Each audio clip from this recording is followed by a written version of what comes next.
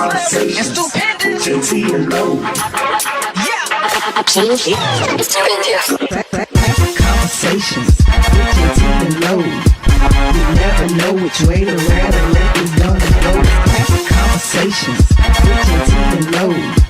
You never know which way the rhetoric. Classic conversations with JT and Low. You never know which way the rhetoric is gonna go. Classic conversations with JT and Low.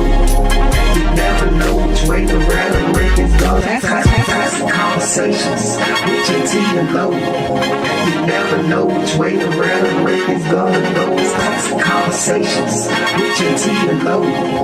You never know which way the rhetoric is going. Classic conversations with JT and Low.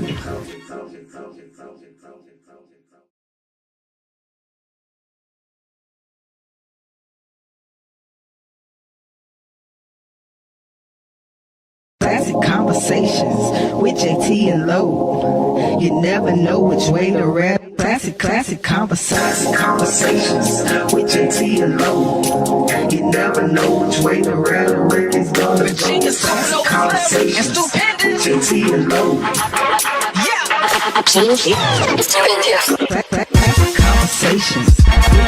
and Low. You never know which way the rhetoric is gonna go. Classic conversations with JT and Low. You never know which way the rhetoric. Classic conversations with JT and Low. You never know which way the rhetoric is gonna go. Classic conversations with JT and Low.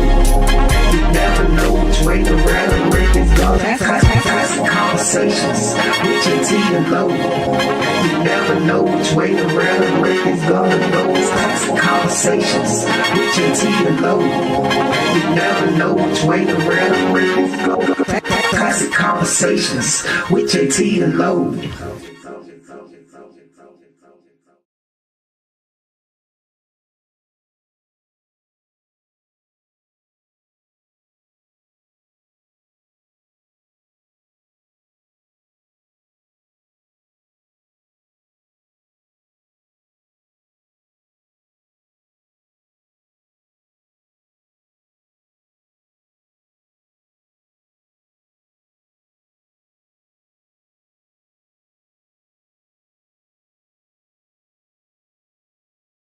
Classic conversations with JT and Low. You never know which way the rap. Classic conversations with JT and Low.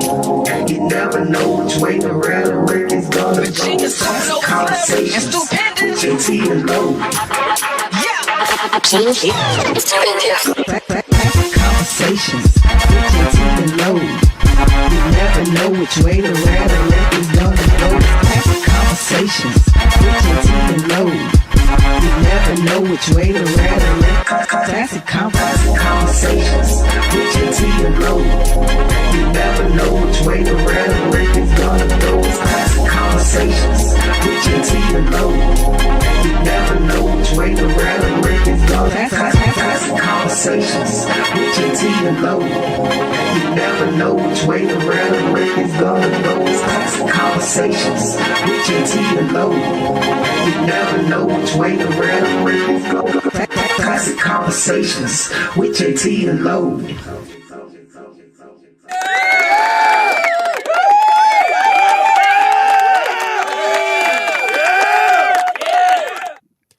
Hey, yo, what's happening, good peoples? How y'all doing? Glad that you tuned in. If Ish was a lifestyle, Classic Konversation would have it locked down, you dig? Because we are ready to go at 9-ish tonight. 9-ish. Like I said, if Ish was a lifestyle, Classic Konversations is all over it.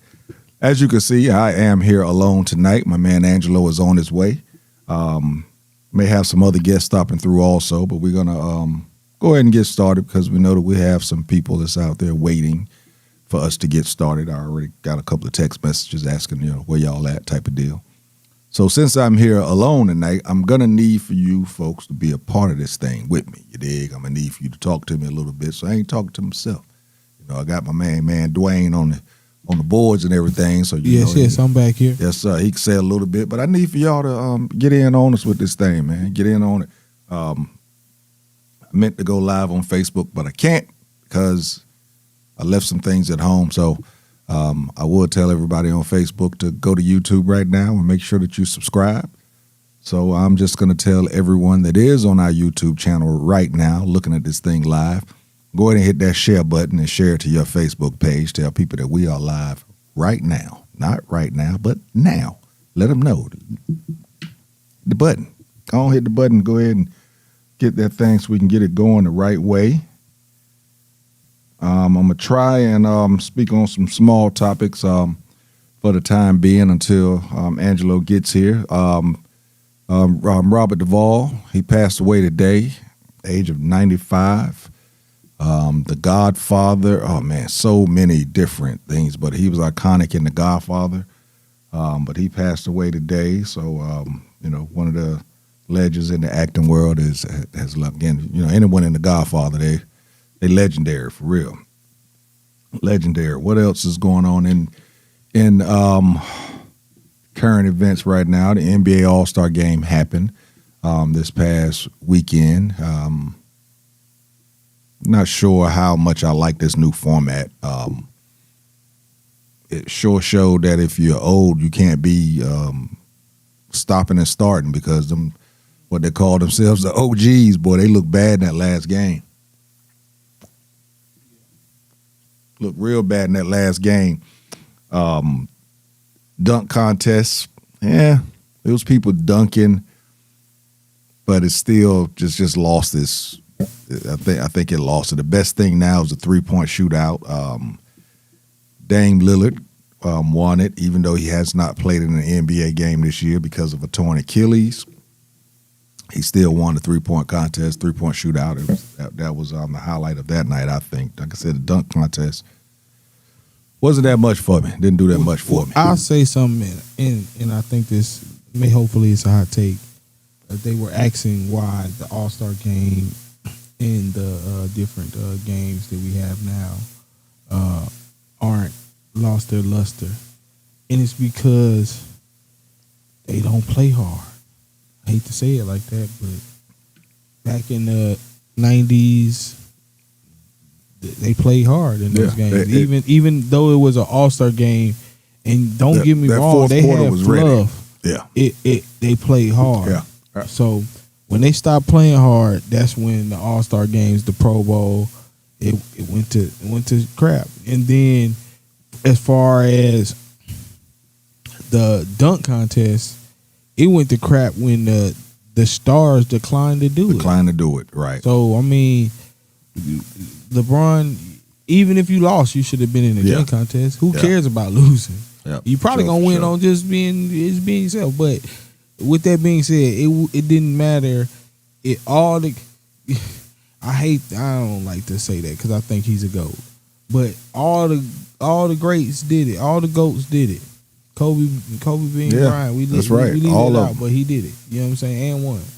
So I mean, and Jordan won, and he really didn't even really win. Dominique won both of them, but I really thought that Ja Morant would have done it one of these years. Yeah, that's all I'm saying, man. I really did. Don't get me wrong. I even think Ant-Man, Ant-Man. even though that's not his forte, we know he can do it. So do it in some form, some fashion.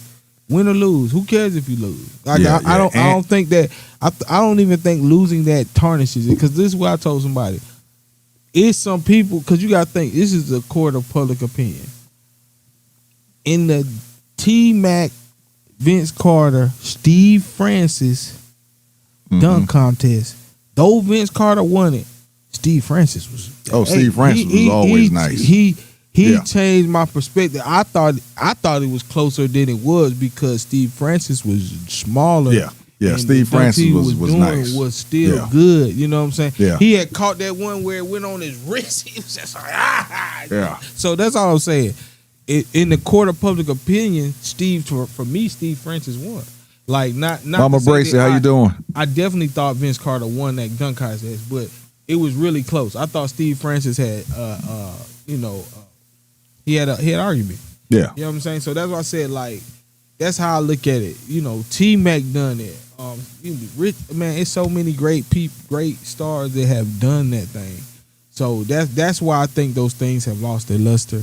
You know what I'm saying? In the Pro Bowl too, like they stopped playing hard. Like when they started playing pretty pat. You know, when Sean Taylor started, it must have been Sean Taylor running through that punter. But with that being said, he was playing hard. You know what I'm saying? He ran through that punter because he was playing hard. So I think, I think that's the moral of the story. You got to play hard. And I'll say this: I thought the NBA All-Star Game was pretty decent. I watched the highlights, and I watched pieces of it. You know what I'm saying? Last night they played hard as compared to. I didn't watch any of the slam dunk contest or the 3-point contest. Yeah, so. the game. I'm just not sure I like the format, but I do understand because you're only going. It's 12 minutes, and each person on the team, you're not going to play for 12 minutes. So they were playing pretty hard, but like I said, the OGs, boy, they got to that last 12 minutes and they just ran. I think it was 23-3 at one time, or 26-3 or something like that. Yeah, Kawhi Leonard was killing 31 points in the second game. Then that next game, he couldn't throw the ball to the fans. It just couldn't get it done. I mean, like I said, my truth is I just think it still should go back to East and West. You make and just make people play hard and don't pick the players that don't want to play. You don't pick. I hate to say it. You don't pick. Luka Doncic shouldn't make the All-Star team if he don't want to play. When they were saying LeBron James don't want to play, he shouldn't make the All-Star team. Ain't nothing wrong with that. Like, it's other players that want to play hard. Like, that's what I think Anthony Edwards said. You know what I'm saying? He was like, but the truth is they don't want to play hard. Joker, Luka don't want to play hard. I want to play hard. I'm young. I got the, you know what I'm saying? People came to see me. You know, this might be their only time to see me. I'm going to play hard. So, that's it. I think that's an Atlanta mentality, but yeah, I think that's not a everywhere mentality. So, big up to Ant-Man MVP. George Pickens was the MVP of the flag football. Georgia boys doing it. They doing it. Todd Vick, what's up, bro? Miss Olena, how you doing? Again, as y'all can see, I'm here alone right now. I'm waiting on Angelo. Said he's on his way. He has some business to attend to, you know, getting things going with Uptown and all of that good stuff. So he is on his way. I was, going to try and hold off on getting into some of the good topics until he got here, but we may. Okay, I got a good topic, and this could be a hot topic because I don't think y'all talked about it. I think I sent the video to you guys. What do you think about the healthcare industry and how they recently were brought in front of the Senate to talk about how they monopolize health, like the Aetnas, the Cignas, the Blue Cross Blue Shields, they own CVS. Not only do they own CVS, they own CVS Caremark, which is the discount prescription thing. They own the pharmacies. Then you gotta, if you want the drug to be sold, you gotta come to them to get the drug sold. Then they own the doctors. You know what I'm saying? So they own everything that's gonna keep them getting paid. And even when the consumer think they getting a discount, you still just paying them. And the crazy thing is, you would think that because you monopolize the market that you wouldn't have to charge as much. Correct. You would think that because you have more people that's actually within your network. But now that but then again, I guess they're thinking, yeah, we got more people. Where else they're gonna go? So we're gonna charge higher than ever. And you keep people sick with the incentivize that you're gonna always get paid. Like, just think about it like that. Like, we already think that, like the people who, know it's like, to stay healthy is to keep yourself out of harm's way. And the only people that put us in harm's way is the people making the food, you know what I'm saying? Mm-hmm. Controlling the prices, putting only fast food restaurants in areas that, you know what I'm saying? So this is what's killing the people. But what's also going on is that you going to these places to get care, and the person providing the care is getting you every which way. You know what I'm saying? Like, Oh yeah, I know, bro. I went to the doctor when I had that bronchial infection, and they was like, "Yeah, you good. You ain't got to pay no copay." I'm like, "Oh, okay, good deal." Man, when that bill came in, all they did was give me a COVID test, flu test, took my blood pressure, and that's it. Honestly, that everything else was we were talking. how much was the bill? And bill came $635. I have a friend who works for a doctor who does lab work. Basically, what you just said. They charge. They don't take insurance either. This is a business that doesn't take insurance, but all they do is lab work. Mm-hmm. They have like a $99 subscription charge for it. Okay. You get all the lab work you want done. You can fill prescriptions there and everything. Man, You know what I'm saying? they raped. They got me good, boy. Yeah. So that's what I'm saying. Like and what's happened is the people come to them, and if you want to use your insurance, they'll just for what you got to get, like the medications you got to get, they'll just outsource it. You know what I'm saying? Okay. But they'll give you their price, and you see if their price is better than what they were going to outsource you. And if it's better, it might be you might pay that rather than paying. Yeah, man. Using your insurance. I'm gonna have to holler at you about that one then, cause they got me pretty damn good. So it was just I was just talking to her about that. That's what's crazy. It's like it's the ways they make money is hand over foot. Oh man, Mama Brace said her medication went up $9. Yeah, I'm telling you, it's crazy out there. Oh, you know what?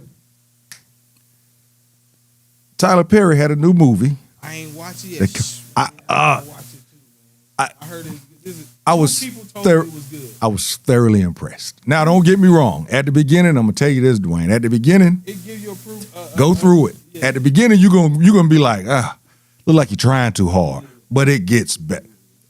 Lessons, educational. I mean, there's a lot of cursing in it because it's Joe. I wish I could tell you to let your daughter watch it. I'm gonna let her watch it. Because of the historical. I mean, I don't want to. We got to talk about it next week then. I'm gonna watch it. Like you said, now you're the third person. Yeah. I was thoroughly impressed. And Cat Williams' show came out too. But go ahead. What were you gonna say? Well, I was gonna say like I said, I have a friend who I really respect his film takes because he's very critical, and he said it was good. Yeah. You know what I'm saying? And he don't even like Tyler Perry. Yeah. He was like Tyler Perry. I remember he posted like Tyler Perry went left, but he went to right left. Yeah. So. Yeah. Mama Bracer said they talked about it at the center. She said the seniors love it. I'm telling you, man, I was thoroughly impressed because usually when Tyler's movies are really good, it's because he's writing about a true story. And he does a good job of putting the right people in the right places and directing that. But this time, this is his characters. Now, I will tell you this. I tripped out. There's one part of the film where it's him as, what is his name in the movie? I can't think of what his name, but it's him and it's Medea and it's Joe. It's a 15-minute scene. I'm like, these folks are sitting here. This is Tyler Perry talking to himself in the whole damn thing. That was crazy. That was some good stuff. Good friend of mine, actor friend of mine, he actually played, he was Joe. He was a stand-in for Joe. So he did a lot of stuff out there. He done a lot of stuff being a stand-in for Joe. He said that was pretty cool, but it's hard to keep a straight face when you're, while you're filming with Medea doing her thing. Cat Williams came out again. It's not long. I laughed more because I looked at the Tyler Perry movie before. I laughed more at the Tyler Perry movie than I did at Cat's special. Yeah, it was. And only reason I see that is one, it's nothing really super spicy out here to talk about. You know what I mean? Because even I say that you seen Chappelle's stand up. I hadn't seen. Yes, I have. Yes, I have. Yes, I have. I'm sorry. Chappelle's stand up was brilliant, but it wasn't super funny. It wasn't funny. It was wasn't informative. super funny. It was informative. Mhm. You know what I mean? But it was good though. You know what I'm saying? Like it did have some funny moments, like you said. His delivery sometimes. Yeah, it's and then when you do the backstory, when I heard the backstories of how he owned the town, like it was funny. You know what I mean? Like, because then it makes the stand up even better. You know what I mean? But that's why I said like I was hoping that Cat could get to a place like that where his storytelling can evolve to the point where he can remain. You know, Let's see. With Cat, all I hear is Money Mike. Yeah. I can't. Every time I hear him talk, all I hear is Money Mike. This is how I look at Cat. When something super crazy is going on in the world, he functions really well because he can make jokes on it. But that's what I'm saying. At this time, it's not nothing going super crazy on in the world. So now the jokes are a little bit. His little spot on 45, 47 was funny. Oh, okay. Yeah, his little spot that he did on him. But that's what I'm saying. That was pretty funny. But that's probably what he, But that's the craziest thing. Yeah, that's the craziest thing going on. Yeah, of course he talked about the Diddler. Talked about 50 Cent a little bit, not much. Mm-hmm. Yeah, he got a couple of cracks in, but at the beginning of it, I was laughing almost because I thought I was supposed to, and then after that, I just stopped laughing. Yeah, I just kind of stopped laughing at it, but yeah, anybody that's out there, I'm telling you, make sure that you check out Tyler Perry's. I think it's Joe's Road Trip. Make sure that you check that out. Again, it's funny and it's very informative and educational all at the same time. It's a pretty good show. It's a pretty good one. He did a damn good job with that one. Did a good job with that one. There you go. What up, bro? I know you was coming through. What's happening? It's my man, Too Free. Yeah. Did you see it yet? Yeah. You got him. Got his mic already on.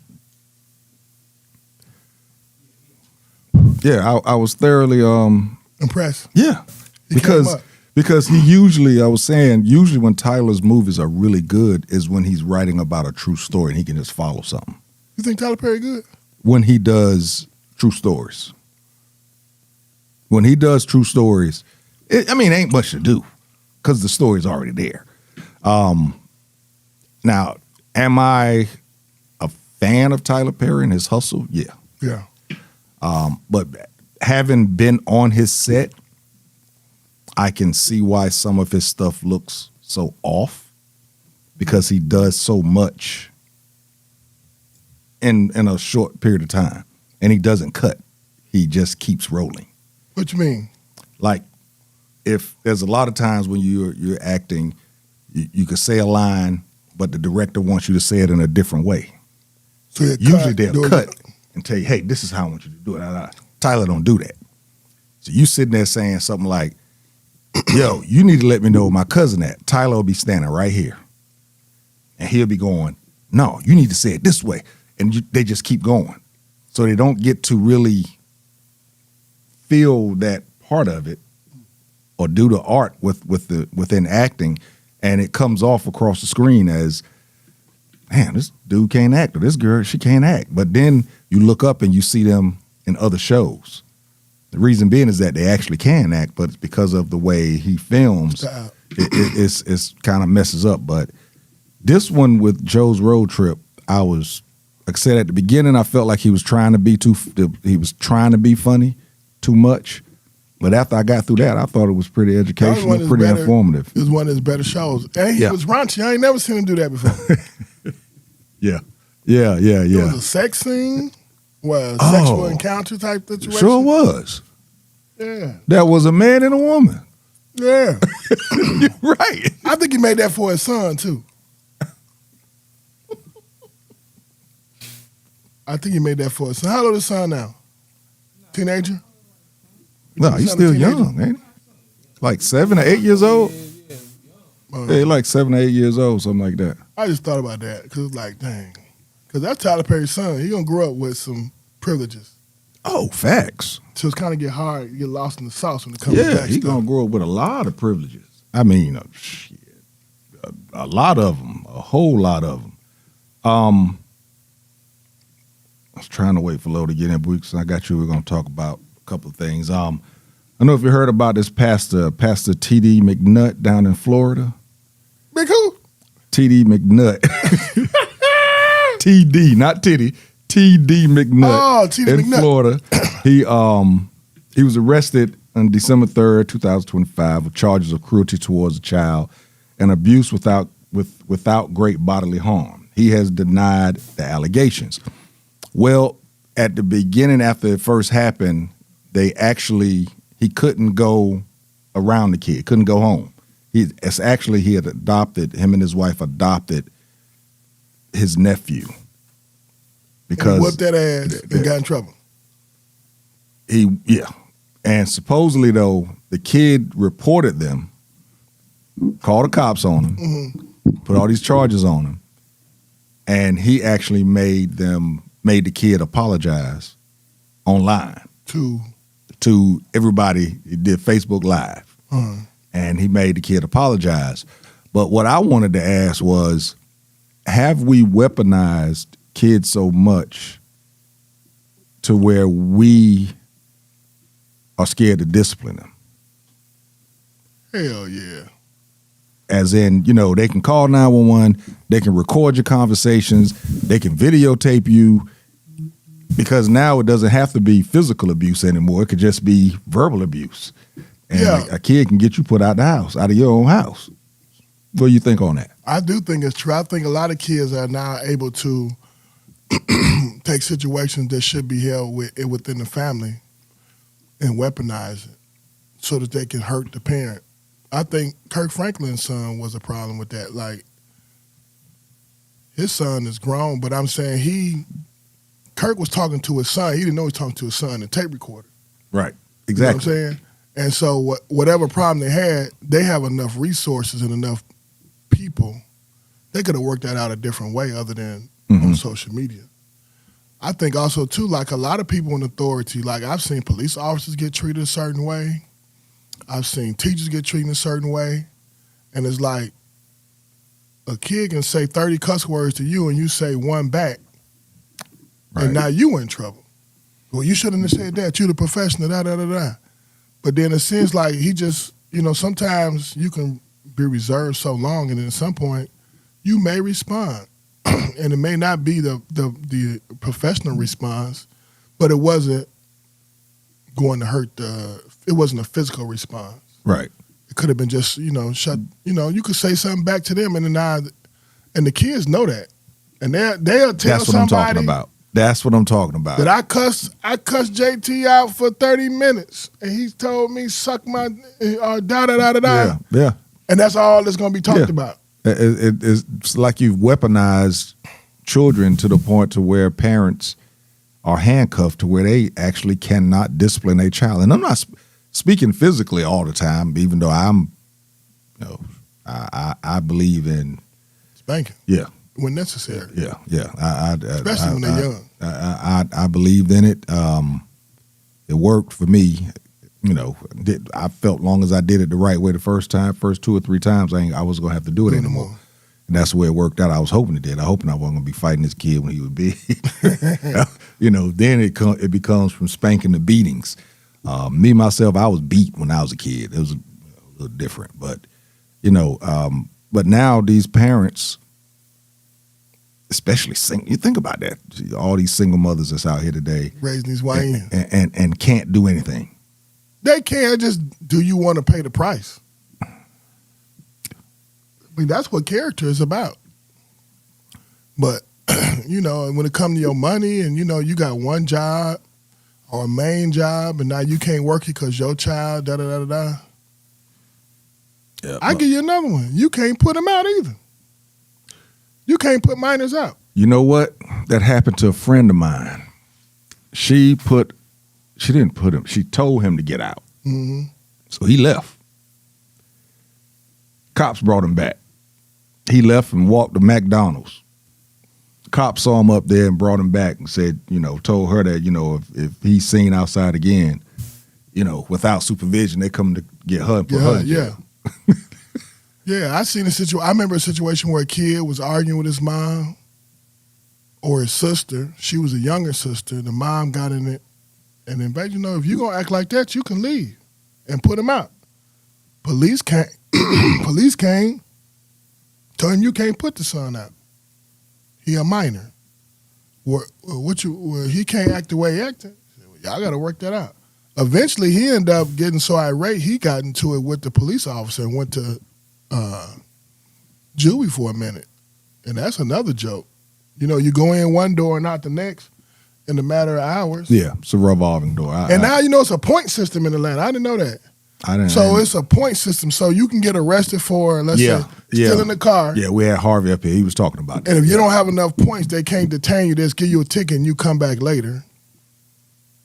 I'm like, what the hell is a damn point system? Yeah, just so I guess it's like same point system that they have, driving. When you're driving, you get them points for certain speeding tickets and all that type. I guess it's the same type of thing, but I don't know. Maybe they think scared straight work by getting them in there, but if they know you're gonna let them out. You've seen it on movies where these kids said, "What you gonna do?" I seen a kid buck up at a cop. Cop arrest him, and if the longest part of the arrest was taking him to the station. That motherfucker was in and out. Boop, boop, boop. And it's really, I don't know, but I don't know how people think that's going to help. As in going in and out of jail or going to... Or giving children that much power and authority to dictate to you how they're going to behave. So I get to steal my dad's car, and then I don't get to get if you go upside my head, I can call the police. Right. Yeah, that's what I'm saying. We've weaponized kids, and the thing is, once they figured it out, once they figured it out, you're in trouble. I mean, if you got a kid that wants to be bad, they can be bad. They can be bad, and the limits to. And the one thing I hate is when you got a kid that's a documented liar, deceitful person, and they come to a person of authority looking to get somebody else in trouble. Man, you're a documented liar. I'm not about to listen to you. You're supposed to be put out, immediately out the room. You're supposed to, your process for telling on somebody ain't the same for the kid that's following all the rules.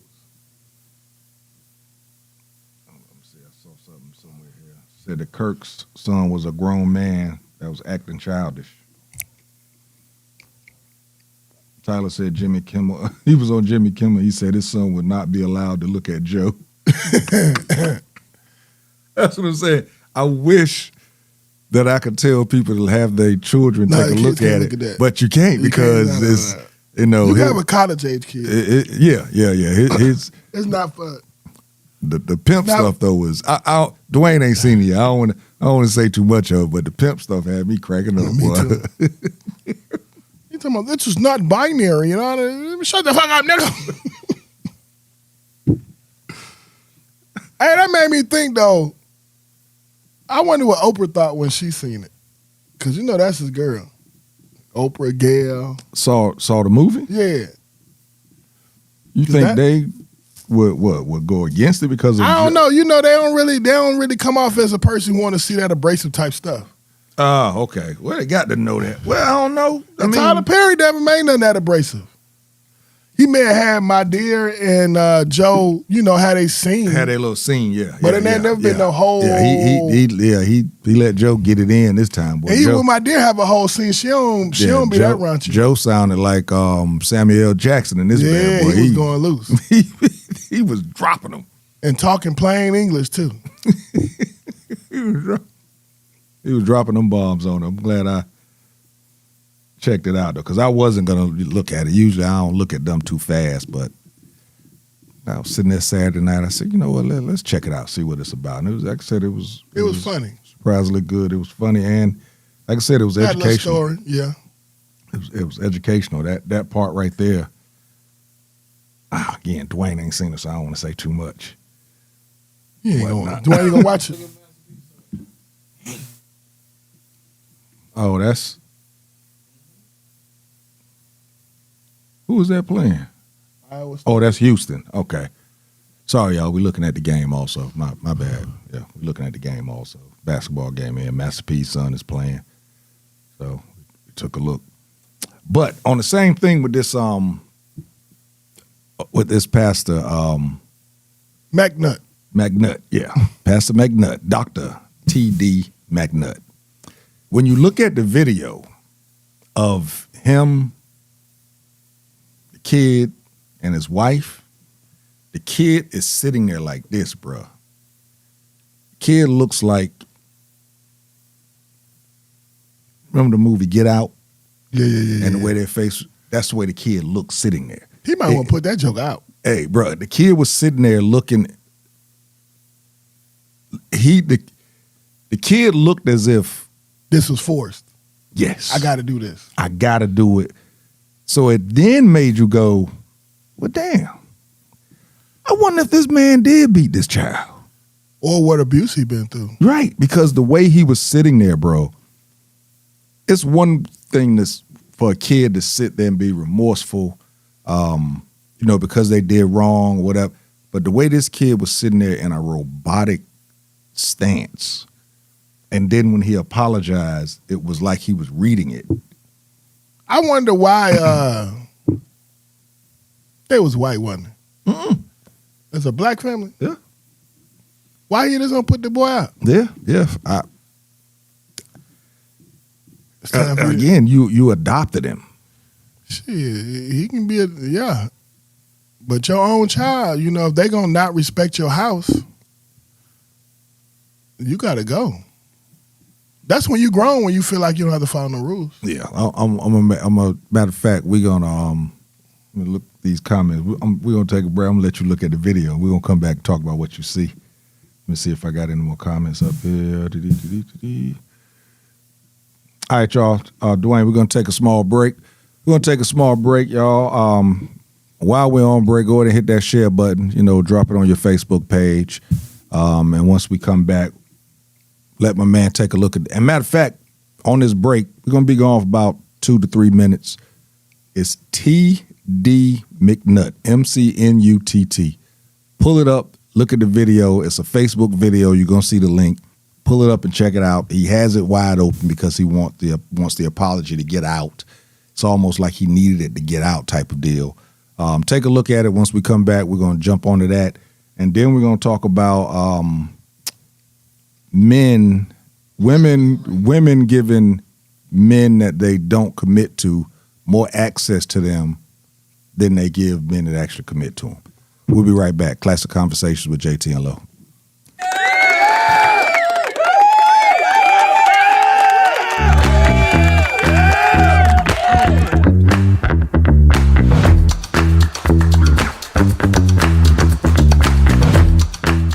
Listen, man, I've had iPhone 11 for a long time since iPhone 11 came out. What? Yeah, iPhone 11, and I wore it with pride because I was like, I'm not getting a new phone every time one of these things come out. That's fair. The whole family got better phones than me, and it's okay. So I'm at Sam's, right, and I'm unloading my cart, and my mom calls me. I put it on the speaker until I get my Bluetooth. You look at the parking lot, it was dry to the left. It was dry to the right. It was dry everywhere you could see. My phone's on the back of the trunk. It fell down in the only freaking puddle in the entire area. And that phone went face first. That joke ain't been back on since, man. It went zoop. So Lo, I'm gonna just go and tell you something. That iPhone 11 decided it wanted to die. It jumped. It jumped ship. That is funny. That iPhone 11 was like this. He can't keep pushing me like this.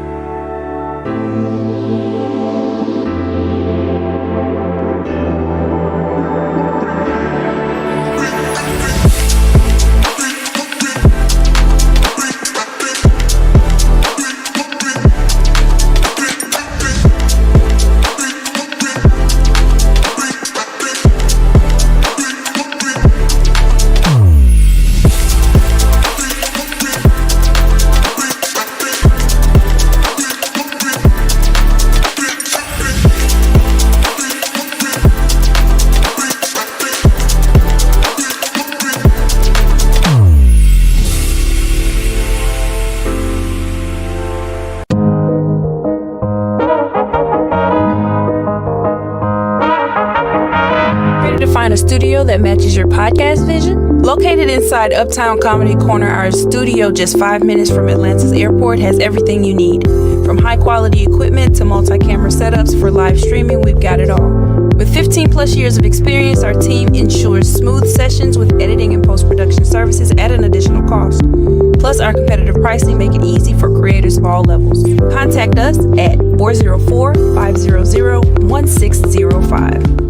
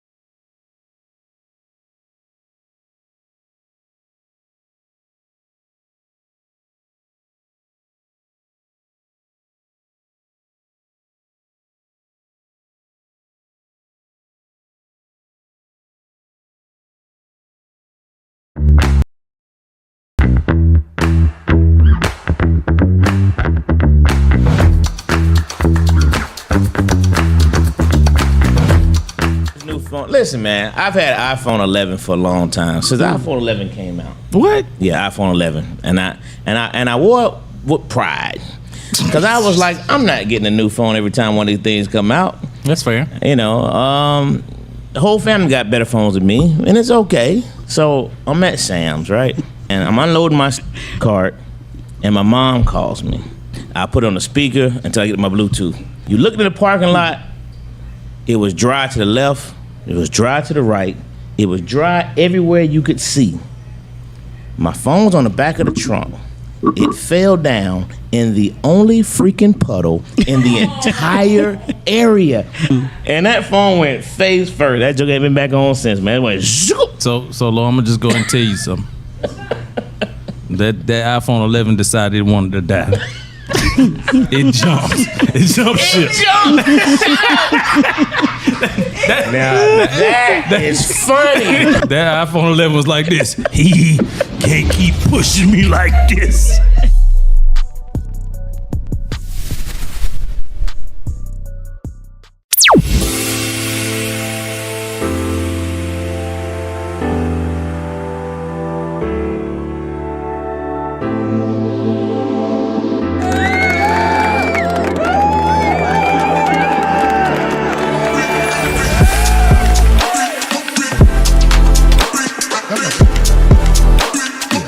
Classic Konversation with JT and Lowe. We are back. I don't know if you're in the building. How you been, bro? Everything been all right? What's up?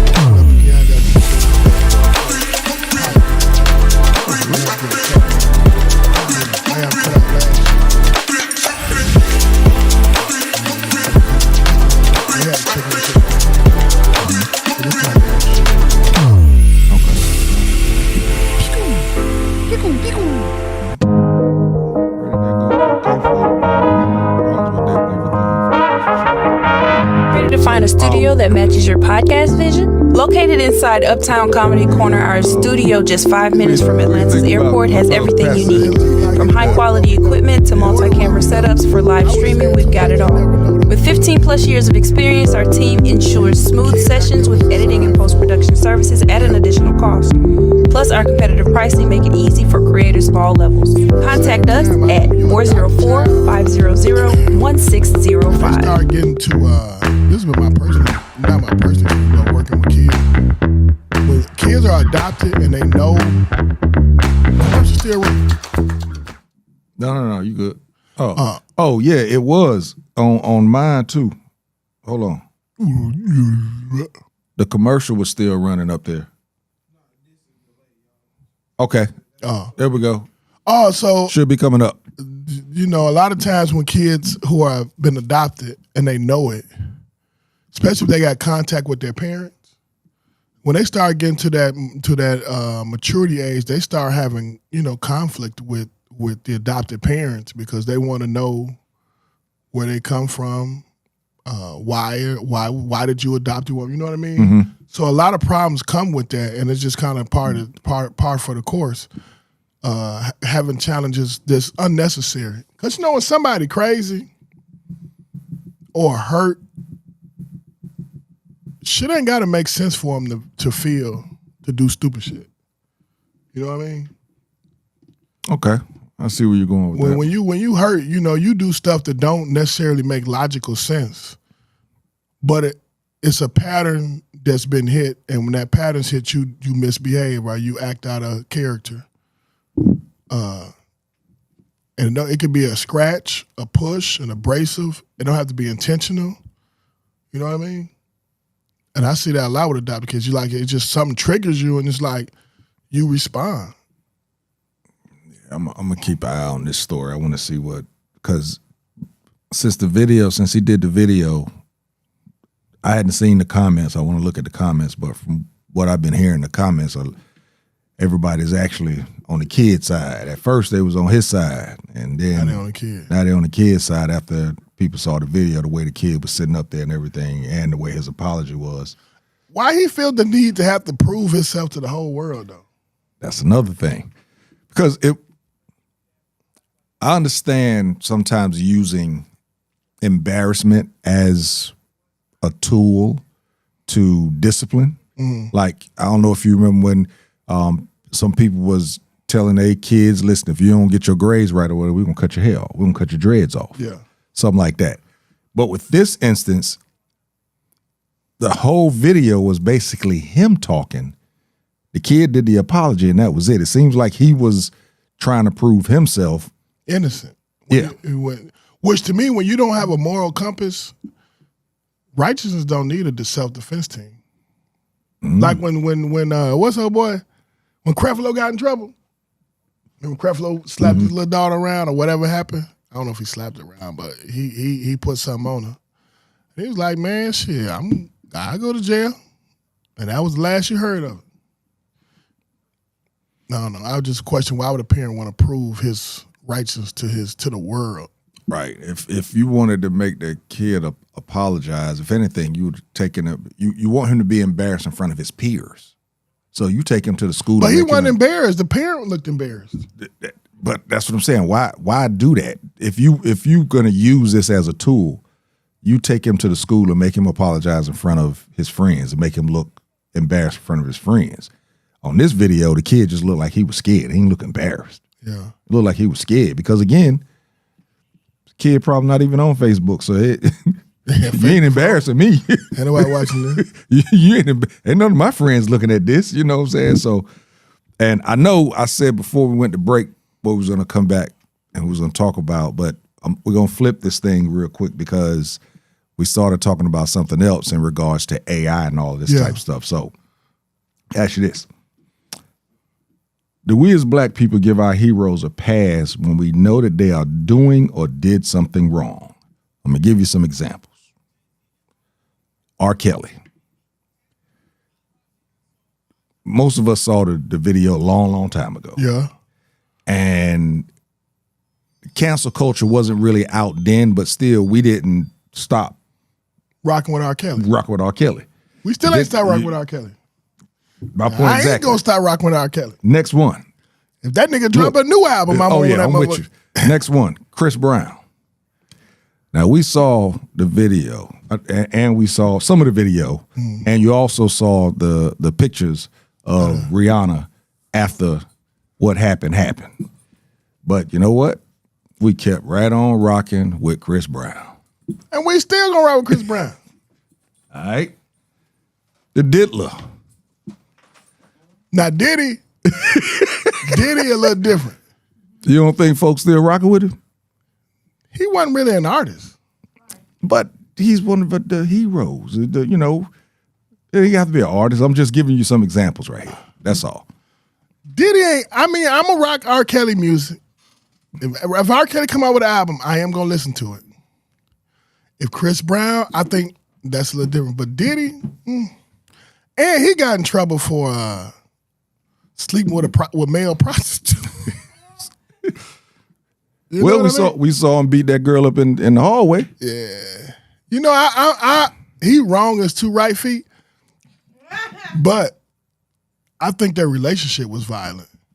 And I think when you're in a violent relationship and it's part of the culture of that's the same thing Chris Brown. When violence is part of the culture of your relationship, I think that's different than abuse. So you think that Rihanna was fighting Chris Rihanna Brown? beat the shit out of Chris, and Chris stopped her by beating her ass. He ain't the only one. She wasn't the only one with scratches. But when you know violence, that was part of their relationship. It's like some people go to a certain restaurant on Fridays or they do a special thing.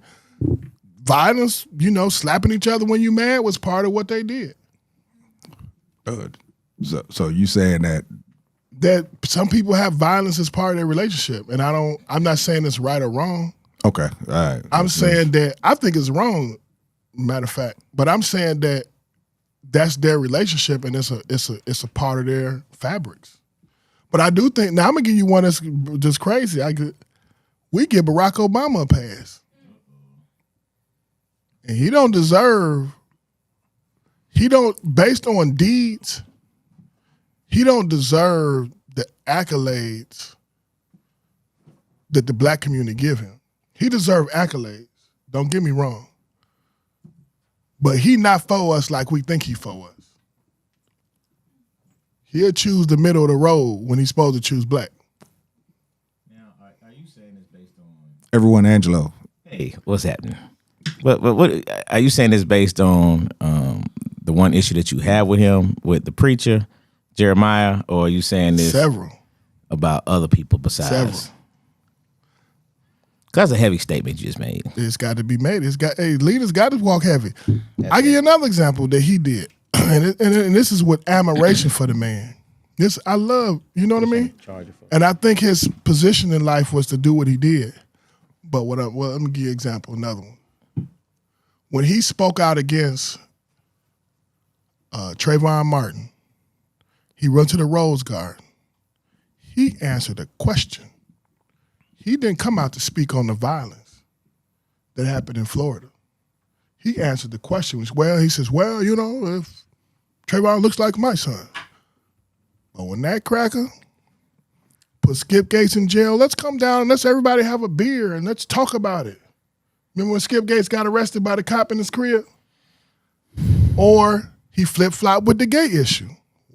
2008, he wasn't for gay marriage. 2012, he was. 2012, he was. And the 2012 election, gays were allowed to be married. Now, let me ask you this in regards to that. When you say flip-flop, is it flip-flop is it called flip-flopping if you change your mind? Hell yeah. Gay people been gay since people been people. So he knew he got gay people in his family, according to him.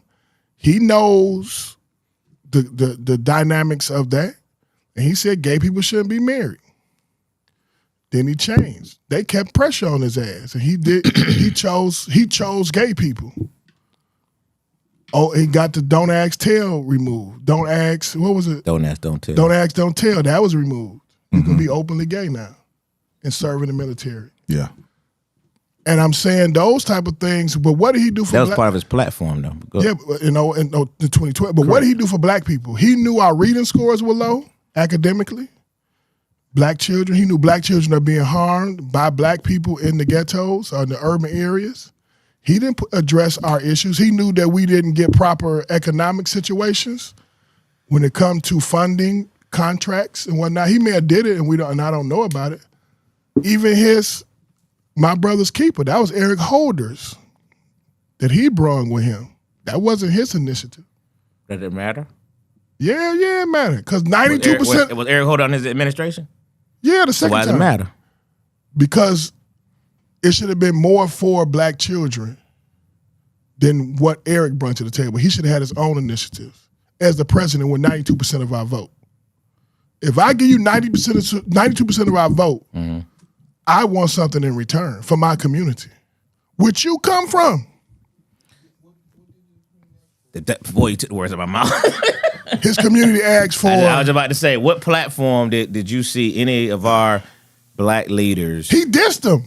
When Chicago State, you had Farrakhan, Jesse Jackson, Cornel West, Tavis Smiley, the fast talking doctor from DC, Eric Dyson. They all put love on the table. Y'all remember that? Mm-hmm. And they were saying what we need in our community, and I'm missing some people out. And they said what we need in our community. The Black Caucus gave them carte blanche. We needed academic parameters. We needed housing security. We needed healthcare reform. We needed more black teachers. It's a lot of things he could have done, and he was a lame dunk president. So he could have used the budget he already had that was to do stuff academically. He could have done more like Joe Biden pushed for the student loan forgiveness. I mean, it's a lot of things. But you realize that Obama, can't give him a pass. Out of 8 years in office, he only had 2 years where he really had the votes. Yeah, that's why I'm saying. He could have used the budget that he already had. He has complete autonomy over the Department of Education. Once they give him his budget, he can spend that money, or he can rearrange that money to address issues that we have. When he gets the healthcare issue money, he can rearrange that money to address issues. So have you seen the initiatives that they put forward in his administration that got shot down? Have you you seen them? Hell yeah. So when you say what he couldn't have done, they had so many initiatives that they were trying to push forward that got shot down. So many. That's from Congress. But once Congress give him the budget, he can spend the money in a lot of ways that's very creative. And now you can't do whatever you want. But he could have done a lot. He could have rearranged I agree. things. There's a lot of things I think he definitely could have done more of. but I still think that he gets way more hits. Like Michael Eric Dyson, he went on a hate tirade. You know what I mean? You're not gonna get nothing done like that. But the question that Dwayne asked, one I asked was, the gay community came with money and power to say this is what we want. They didn't get. I did not see our black community come with that same. Because we fury. gave the nigga a pass. But that's the black community's fault. That's not. Yeah, that's. I ain't blaming Barack for being Barack. I'm just saying the initiatives weren't there. You know what I mean? We didn't have the right people in place. And we talked about this many times about having, certain people of power, of all these preachers, of all these mega churches, and all these people. They didn't come with the same influence. We didn't come with the same fury. Because we gave the nigga a pass. But who's again? We can't. We, black community, gave Barack a pass. We did not hold him accountable. And the people that that's the community's fault. And the people that tried to hold him accountable were either whitewashed, like they hating, or he didn't have to address Cornel West. Cornel West said, I called the brother on Tuesday at 8 a.m. and by 8 p.m. the man would call me back. I'll leave a message. Now I call the man, nothing happens. What I'm saying to you is the people who were trying, so like, if you say FAGGOT, you're gonna have to answer for that. If you say NIGGA, you ain't got to really answer for that, Barack.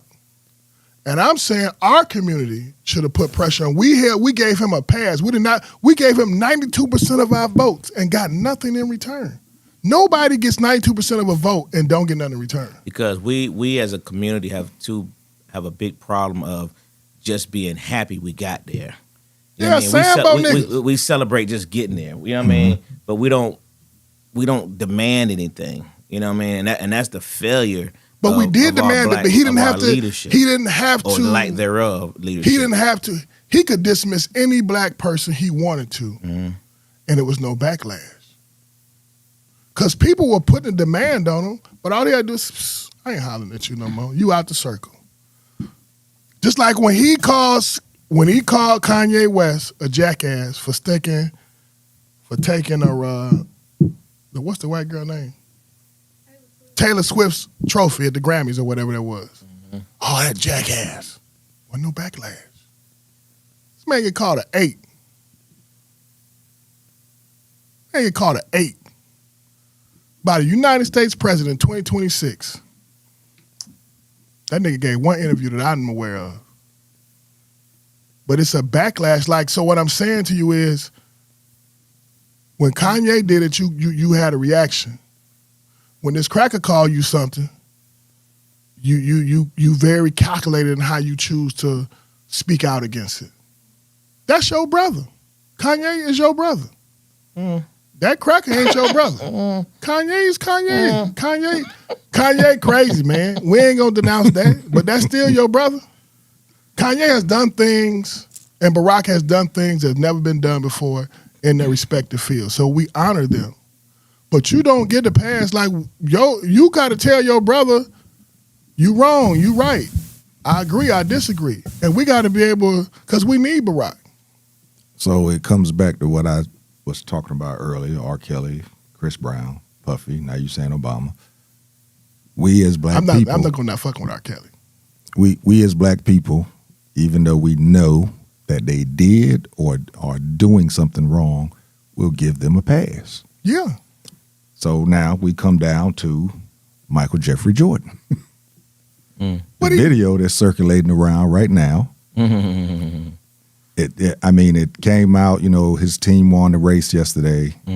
And supposedly he was... Which is big for Jordan. Yeah, Jordan Brand. Big time. And he was supposedly celebrating with somebody's son. And the way the video is showing is that he's like touched him in the butt like this. Then he's touching his legs. And the first thing most black folks did was, man, that ain't real. That's AI. We give our quote unquote, it ain't got to be an artist, whatever person that we hold up to a certain standard, we give them passes. Now they've been slamming him though. Who? Michael? Oh, they've been slamming him. Let me He say really this did it. too. Oh, I he don't did think, it, but it was playful. It was apparently he know the yeah, kid. yeah. You know what I mean? And I don't. And Because that's- we're Michael had in Jordan this hands about world this of big, too. we're in this time frame of pedophilia. You know Yeah. what I mean? They And- taking it to an extreme. Correct. But obviously he knew the kid. You know, I'm sure he know the family really well. You know what I mean? It's like you playing with a kid, but you know what I mean? It's right now. 20 years ago wouldn't have been no issue, but now, but they still get, but they give him way more flat than they giving doggone the foul people. shoot the occupant. Yeah. This The is crotch how, grabber. This is how I look. The at it. occupant was measuring. They got it in the file. He was measuring young Vaginas. girls' vaginas with his fingers. Yeah. What? But we worried about Michael Jordan grabbing it. Come on, man. You know, Michael Jordan can pick a watermelon up doing Palmer watermelon. That nigga hands this damn big. I'm just saying, man. And I saw the video. No, I like That's I the said, first thing I thought. I'm like, I won't go back to really messing with Diddy because like you said, not only the Cassie thing, like you said, that I feel like that's their relationship. They were probably just violent, but the other things that were brought to the light, I would what I'm saying is kind of probably why I wouldn't put him back in a positive light. But like a R. Kelly, like you said, that's just music to me. That's just music to me. I'll tell you this, all right? I went to the R&B live concert last night, and they did the DJ. Who you was with? With my daughter's mother. Oh, Yeah. So they did like in the intermission. They got did that nigga caught up. Don't get caught up. Not me. Not me. Caught up. The DJ played a R. Kelly. But don't set. go to heaven. We caught up. Go ahead. Silk play what? No. In between the set, the DJ was playing R. Kelly, and word for word, every song he played during the intermission, everybody sung it. So what I'm saying is more like, though we understand what R. Kelly did, his music ain't never gonna die. I So think- it's it won't die it's for like it's like at the end of Puffy, like you said, Puffy's not an artist, so he don't got. If we stop listening to Puff Daddy music, ain't nobody We ain't gonna miss die. You know what I'm saying? Ain't nobody gonna miss it. But R. Kelly is in the fabric of our culture, so it's like we can't even stop listening to it. Like even if we wanted to, like Why do we feel like we have to stop listening to somebody's music? We're saying that we can't separate the music from the person. no, that's what I'm saying. No, I think we can separate the music. I can separate Bill Cosby from the Cosby Show. Yeah, exactly. That's what I'm saying. I can separate the music from the person. I I'm listen saying, to R. Kelly. why do people feel like you're wrong because you still want to support? I'll never I understand. won't support R. Kelly. Support meaning you're not gonna buy another Hey, CD. man, nobody buy CDs no more. Bro, so what does Well, support? What does support mean If he then? come with a new album, I've been to R. Kelly concerts. There you go. I got every album the man made. That's what I mean by support. That's what you mean by support. Right, but I Okay. paid $10 for my Apple membership. If he drop a new album he on there, I don't pay more money for it. Correct. So if he get 3/10 of a penny every time I rotate, then I'm gonna give him $1. But but it's gonna take 100 spins for him to get $1. You know what I'm saying? So it's Right. gonna take me a little while. He'll get that 100 spins But from all of But I us. think when you look at people who owe the community something, I think it's people who serve the community. So you look at educators, you look at teachers, educators, teachers. When you look at pastors, when you look at politicians, they owe the community something. So R.K. don't have an obligation to me. I enjoy his music. I enjoy his art. Now, what he do when he not around me, that ain't my business. Right. But when I look at someone like Fonnie Willis, she owe me. I voted for her. She owes me. And I'm not saying she did a bad job, good job, but she owes me something. She serves the community. Sure. So when she disappoints, that's different. And I don't think she has, but Stacey Abrams, like, she was a servant of the community. Those people have an obligation to provide to you what you need and the resource you need. That's why I get back to others. So even like a pastor, you serve your community. You serve your congregation and then the extended family of your community. Right. So when you do something immoral, you can be canceled. So with that, when you said the pastor part, if a pastor does something immoral, I don't know, stealing, I don't know, something that That's not immoral stealing. point. Tony, fuck that when you get caught. Believe me, I know. but Stealing not getting caught ain't a crime. but Hilarious. if a pastor does get caught doing something, and he's still preaching the word, can you separate the word from No. what he did? Because I think a preacher, a pastor, when you shepherd a church, you've taken the responsibility to service the community. Now, if you make a mistake or you sin or you make a bad decision, it's different than when you live in this sin. You know what I'm saying? So if I'm sleeping with 2 women on the side and been doing it for the last 3 years, I know I'm sinning. I'm living in it. But if I mistake, I spend the wrong credit card to get my clothes out the cleaners or to take a vacation, and it comes out that I was smuggling money, but I actually just used the wrong credit card, that's a mistake. And it could be considered stealing. And when the media gets a hold to it, it might look different than what it really is. But if that's not your track record, that's different. So if you sleep with somebody one time, that's just a mistake. Nah, Pastor, you got to swell up, stroke, and shoot. Shit, you made 3 mistakes, nigga. You living in sin. Now, if you stay flatulent, goddamn it, it's just 1 mistake. But if you get that motherfucker up and stroke and shoot, shit, that's 3 mistakes. Stupid, man. And the mistake with sin with sex is you can't have sex out of marriage if you're a Christian. Any sex is not with your wife is considered wrong, even by yourself. Yeah, I heard that.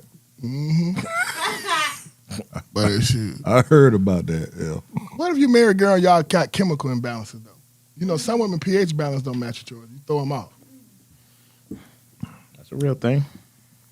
Yeah, I don't Too think late. it's- Yeah, too late, You ain't can't it? divorce. That's why I be thinking, how do preachers get, if you talking all that junk, the Lord bring us together, and then you in divorce court?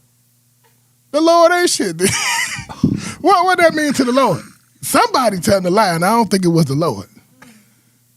2 people get married and say the Lord bring us together, Right. and now y'all getting divorced. Who was lying? Somebody told a lie, Somebody told a lie, huh? and I want to know who the lying motherfucker. Because Reverend Sharpton got a divorce. Jamal got a divorce. Mm-hmm. Somebody told a lie somewhere. Because if she's supposed to serve you and you serve the Lord, where's somebody was self-serving. Self-serving. Mm-hmm.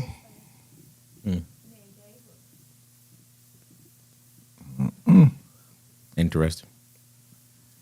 Interesting way you put that. Very. Yeah, you got me. Did the Lord lie there?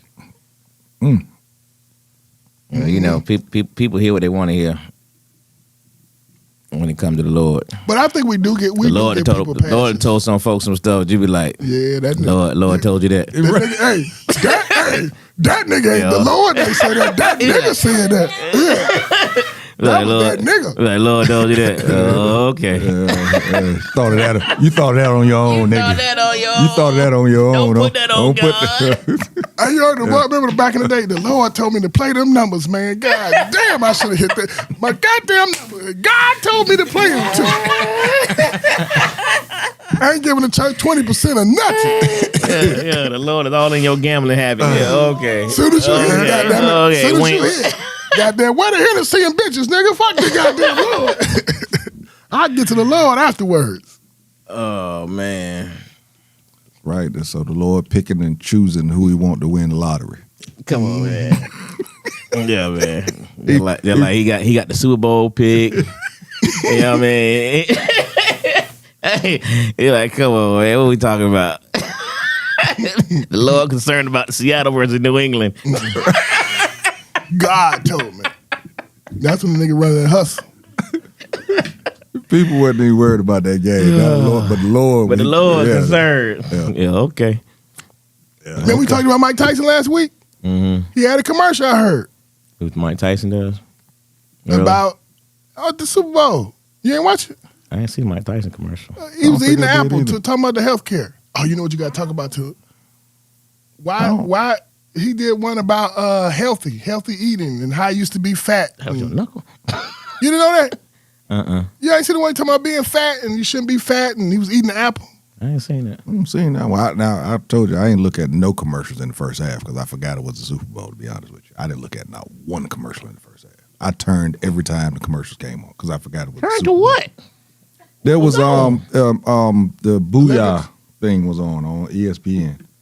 Oh, the I was documentary. I was turning back and forth to that, and I was turning back. No, it wasn't. No, it wasn't. I'm sorry. It came on after the Super What up, Bowl. B? It was the 30 for 30 on for Miami. The U. Oh, yeah. I was turning back and forth and looking at that when the commercials was coming on because again I just totally forgot that it was a Super Bowl. It just didn't hit me that way. But Hey, Brian, he said when somebody get married and get divorced, he said who was lying, be a preacher. So No, a preacher. Now, we layman's. We ain't got to live to the same standard the preacher got. The trainer ain't got to live. The person who paying the trainer ain't got to live like the trainer. right. I can eat me some hot dogs and donuts. Since you can't, motherfucker. You the trainer. Yeah, this what you do. You supposed to goddamn now. If I get caught eating the goddamn you own it tonight, boy. cheeseburger, You own it yeah, tonight. if I eat a He own it cheeseburger tonight. and break the diet habit, nigga, I'm paying you. But when you telling me what to do, you told me you trying to do it. Too funny. I tell you now when they give too much credit to. They give Trump too much credit. He should have been. I wish he'd have been 3. If he had 3 terms, we'd be in a hell of a situation. Do the question again. Oh, you already saw that. Question is, do we give celebrities too many passes? As black people, do we give our heroes or Yeah. people of We gave stature, do we give Brother them too King a much? pass. We knew about him. We didn't know about him though. Shit. We everybody knew. I think the people closest to him knew about him, but the people there was no social media back They then. had no internet back Man, then. goddamn They- Ralph was telling everybody wanted to listen. Nah, they, Ralph Abernathy snitched oh yeah, on yeah. that That's nigga. what I'm saying. That's what I said. The people around him. Goddamn, the best friend told. Goddamn, he wrote a book. They were hating back then too. You know what I mean? Yeah. Yeah, you only hated within your circle. You didn't hate because it wasn't social media. Yeah, the back people then, around so- him told, but the world didn't know that. You know what I mean? You think that matters? That he was doing it, or that they didn't know. What you mean? That he got caught up. I don't So, think he You got think caught it's up. though. wrong? I don't- I so don't- do you think if they knew then, that's you, they would have go ahead. exposed him. You The know what I mean? FBI exposed every That- chance they got. They didn't expose that. You know what I mean? Man, they sent Coretta tapes. They said that nigga was. Again, They say he was. But Ooh, they and sent it Coretta to got the Coretta. tape. Again. But they They sent said it that to motherfucker running Coretta. down the street. my point But was not, here you But go. not to everybody. it was closed. Yeah. That's what I'm saying. You know what I mean? If nowadays something like that, So now, it got leaked so let me ask you to, that: to TMZ. if Shoot, somebody, everybody know. if it, let's say we did have a Martin now, and it got out, would we give him a pass and keep Hell following? yeah. Hell yeah. King was doing something. That man lived a hell of a life. I would say yes, because even before Jesse got sick, even when they found out Jesse had a child Children. out of it, you know what I mean? They didn't come. They were like, oh man, Jesse, you know what I mean? And it was over with. They said Jesse kid. They said Like Jesse that, kid in Jesse, church talking not about, you too, Jesse. my brother gonna give me a ride to school because I got to go with my brother gonna give me a ride to school. I got to go to school with my nephew. Brian said, did that affect Dr. King's ability to lead? No. Did they punch him any lighter? Yeah. Didn't affect his ability to lead, and they definitely didn't stop punching. They shot the man. Yeah, that let you know how deep that punch went. Made sure he died. Facts. So I think we should. I think you the pass depends. We gave Mike Tyson the pass. We gave James Brown the pass. We gave what's his name got caught up in domestic violence. Black people in general, we give everybody a pass. You know what I mean? This is what we do. This is what we do. We forgive everyone, no matter how bad we're treated, no matter how they dog us out. You know what I mean? We still Look, give I a need a pass. break. Talking about he do control the Super Bowl. Lord does control the lottery, the Super Bowl. Baseball, wrestling. Y'all see all these 316 signs.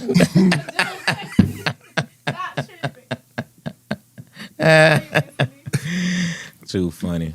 Because you think about it, nobody, like when somebody lose whatever championship, and if they do speak to somebody on the loser team, usually on the presser or whatever, a lot of people there, just giving honor to God because I'm here, whatever. But you never heard nobody say, you know what, this was God's plan. They never said it was God's plan for me to lose. Oh, yeah. They'll give honor to God for getting here, but not the losing part. No, not the losing part. Yeah, that's facts.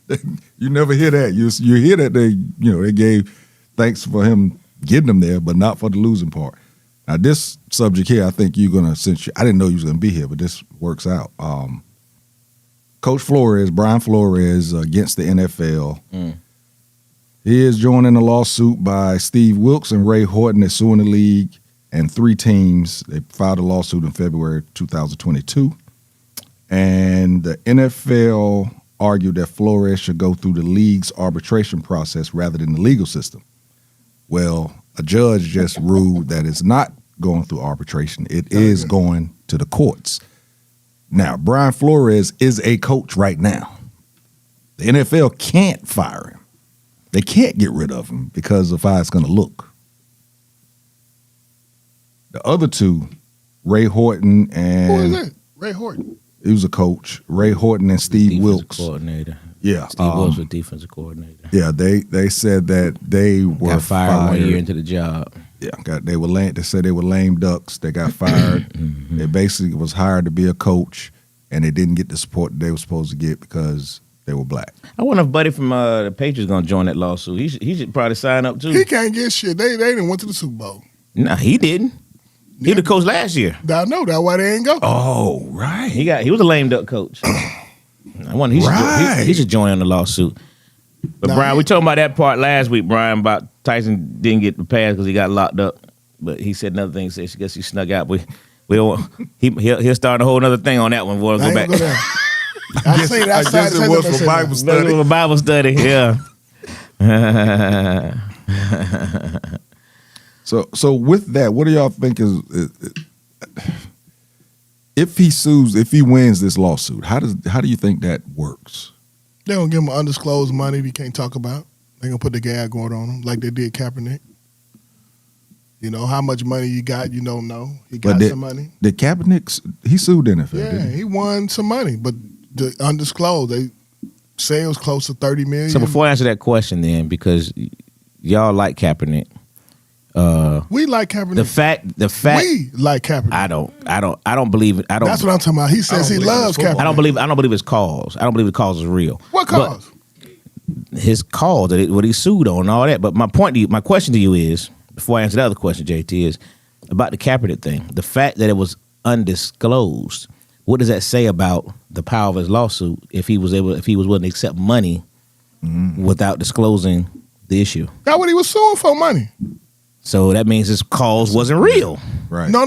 He was suing Because last for week money. you were talking about, how they take the money and all that stuff. So I'm saying now. He was suing for money.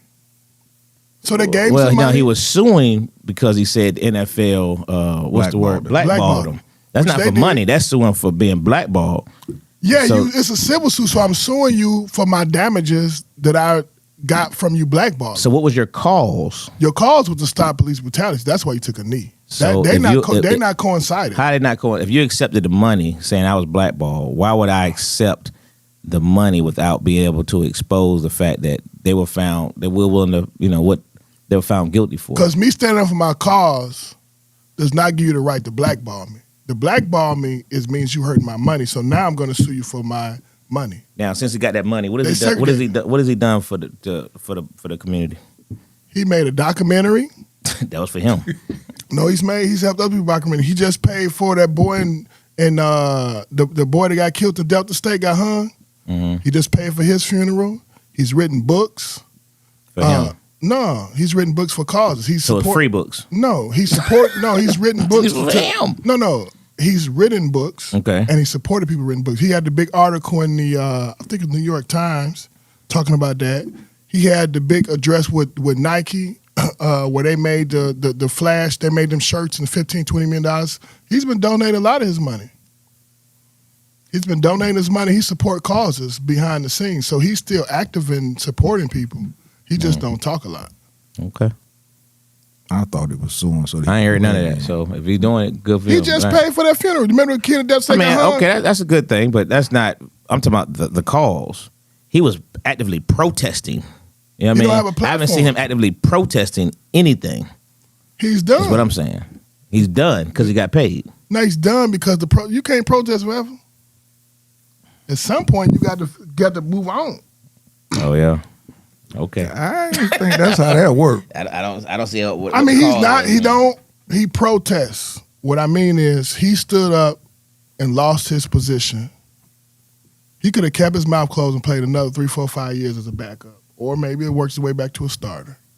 His protest was against police brutality as a response to something that he's seen in California.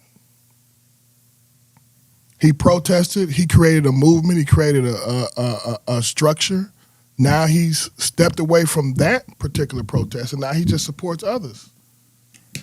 And I don't know this, I'm asking this, has he been at any of these, say in Minnesota?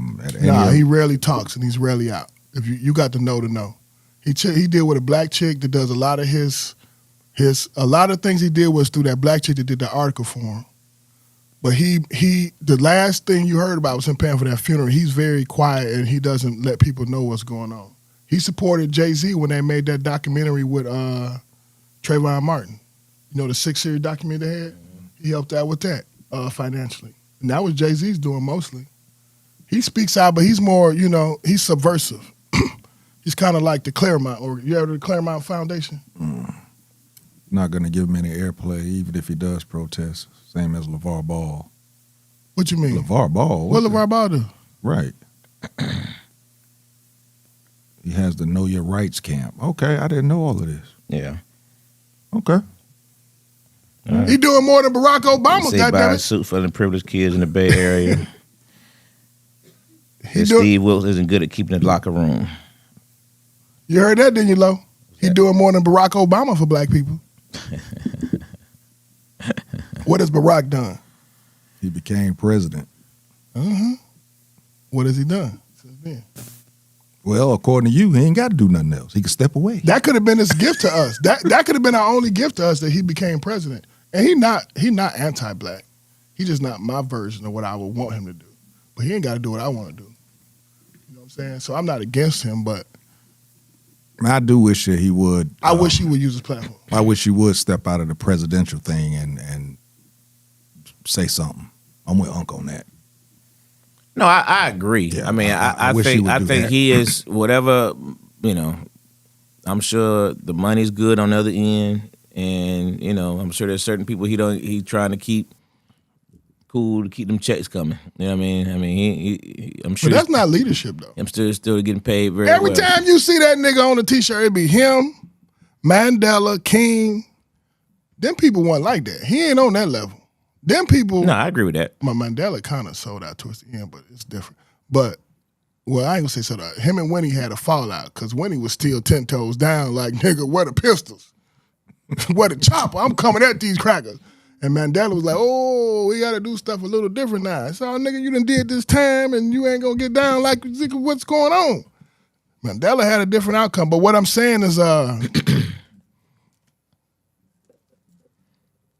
Barack, what disappointed is he is such a dynamic and great leader that when he steps out, it doesn't create the waves that if another person comes out, right? So if another person comes out and takes the position of a cause, they don't have the charisma or the bandwidth or the leverage or the equity in the white community. He could say things in a certain way that will allow him to get things done that nobody else in the world, nobody in the world can do.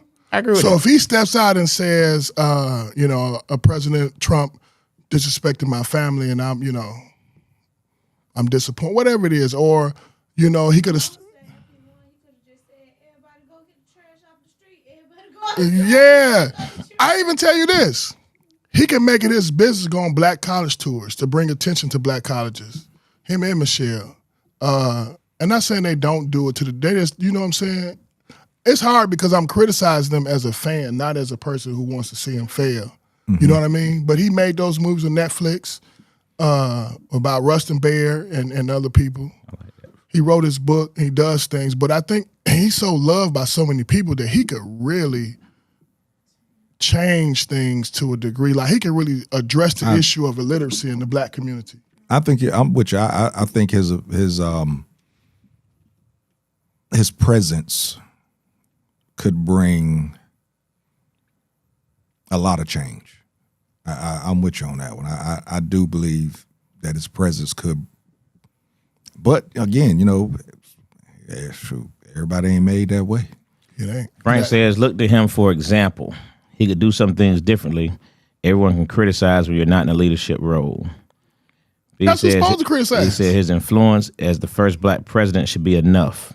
No other president does anything outside of being president, so why does Obama have to do more? That's a damn lie, because you got Jimmy Carter, who got the foundation here where they build them houses for the people, right? You got Well, he is doing some things in Chicago. he building a center that's going to help the community. Yeah, he is doing some It's like a things in community Chicago. center, not a straight up library. It's going to be a community center. Yeah. Sports Sports complex, recording arts and studio, sciences. all Yeah. types of stuff is going to be in there. But that's not for, get what I'm saying.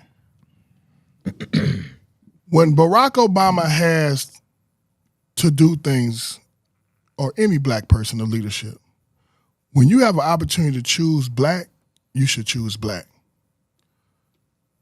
You don't want to go to the middle of the road when it comes to dealing with your people, because, for example, let's say you readjusting the English department and you want to take To Kill a Mockingbird out and put in Toni Morrison.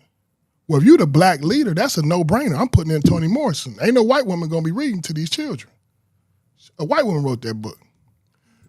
Toni Morrison has an impeccable record, dynamic books. To Kill a Mockingbird is a good book, but it's a white lens. She not coming from no white lens. So if I'm a black person and I got a person of excellence that can be in position, I'm putting that person in position. Because nobody else, that's how Allen Iverson got put out of jail. A black governor got him out. Correct. If that man didn't win, Wilder. if he didn't win that governorship, we wouldn't know who Allen Iverson is. Y'all wouldn't, but yeah. You world would, 'cause you're from wouldn't. Virginia. but people wouldn't have known because he was in jail. He went from jail to Georgetown, Correct. Yeah. and Judge Wilder said let him out. So you know when you got like Westmore makes sure Preakness stayed in the hood. Because the hood people make money off parking, selling their goods and services, the restaurants. The Preakness is in the hood. The Preakness tried to move out of the hood in Baltimore to a more affluent area. He said, no, let me put some people on, he appointed 3 black people to that board. Now them 3 votes ain't going nowhere. And we have to do them things when we get in a position to put excellent black people in position. We have to choose black. And he chooses compromise. And let me ask you on this. Do we need somebody that to play the middle? Yeah. Because you don't get in the room. Barack has access that no other black man in the world has to the white power structure. So if he goes all black, does he lose that access? No, if he chooses black excellence, he doesn't. So the ambiguity of it is so when you say I'm gonna put To Kill him out, who the fuck that lady name? Whatever her name is, and you put Toni Morrison, there's no better writer in American history than Toni Morrison. You could say Mark Twain, you could say Hemingway, you could say all these other great writers, but her work stands right next to theirs on the same level. So I'm not saying take T.D. Jakes' book and put it up there, because T.D. Jakes writes, but he's not a writer. He writes to fulfill a contract. He writes to tell a story, but he doesn't his writing is not magnificent. Like you don't read his book and be like, damn, I gotta read that again. What they Supreme did, boom, boom, boom. Just like I give you another one. He should have put a black woman in the Supreme Court. That's what he said he was gonna do. He put Sonya Samora in there, which is fine. And then he came back again, Harper Lee, yeah. Then he came back again and trying to put that white man, and Mitch McConnell put him down. He should have put a black woman in there the first time like he said he was going to do. Ketanji Brown. They tried to get the judge to retire to control the Supreme Court, but she wouldn't step down. Right. Harper Lee wrote the book. But and I'm saying that Barack could have put he could have been the first black man to put a black woman in, but he chose the middle. Sonya Samora is a hell of a motherfucking lawyer. And she Afro-Latina, she claims that, but she Latina. And I'm saying, you look at Ketanji Brown, you know you're looking at a black woman. Sight unseen. I mean, as soon as you see it, that's a black woman. 100% black. And when you get them, because you don't get them opportunities all the time. Because once you done, you done. And best believe, any white man is getting power, or any white person getting power, they're going to put whiteness in there. They're going to have a reason not to put a black person there with equal standards. To go to the last question though, JT, I think the lawsuit is the reason why Brian Flores didn't get any head coaching opportunities. I think that's the way they control them. Is to, that's a simple phone call. Well, they might not take a chance for, but they put the bird in the air to make sure all the 32 owners knew Brian Flores can't be so your head coach candidate. So Shador was under the Brian Flores rule. Oh yeah, for sure, for sure. Same and they bird. know it. 'Cause you hear Deion saying all the time what they did to my son. Mm-hmm. You know what I mean? Everybody say he's still big. If he ever want to be a head coach, he said, "I'd never want to do it now because I saw how the system really operates." Hold on, F. Davis. Name me the scholarship programs he got. And are they unique to President Obama? My Brother's Keepers is Eric Holder's program that he brung. And My Girl Alliance, the Girls Opportunity Alliance is the reciprocal of My Brother's Keeper. And you only got 3 things on there, and he ran for 8 years with 92% of the vote. 92% of the vote. You ever gave somebody 90 cents and then 92% and get nothing back? Well, I say again, I just feel like because we are just so happy for the win. You know what I mean? When you talk about like how we forgive people, you know what I mean? It's like very few people thought OJ was innocent, but it didn't matter because he won. You know what I mean? We celebrated the win. We could care less what the actual. You know what he actually did. Oh, you know what I mean? It just we celebrated both. We this nigga killed a white woman and a white man and got away. This nigga's a bad motherfucker. So that's what we were celebrating. Shit. Hey, that's They why got I say, songs out there. Look, that's what I say about Kobe Bryant. God rest his soul. One of my favorite players. Matter of fact, he's number 2 on my list. But I think a lot of people celebrated Kobe getting away with what he got away with in the whitest state in America. surviving it and being able to make a comeback. Yeah. Look it up, Frank. I think they celebrated that as much as anything. Look it up. My brother's keeper is Eric Holder's program. Great my work. And you're right, Deion put him in that situation thinking he was the man, and I totally agree with that. Facts. I think that's what caused it, but still, and the Deion point being, He an all-star. What you talking the about? point being still that's Nigga how made the All-Star that's game. how these owners work, huh? How many rookies playing the All-Star game? They did that after the fact when they realized his popularity was so great. You know what I mean? That's all that was. They used them for it. They could get out of them. But from what you said, brother, you think Shador is better than Manning? The other Manning? No. Detroit, the Giants Manning? Eli. Eli?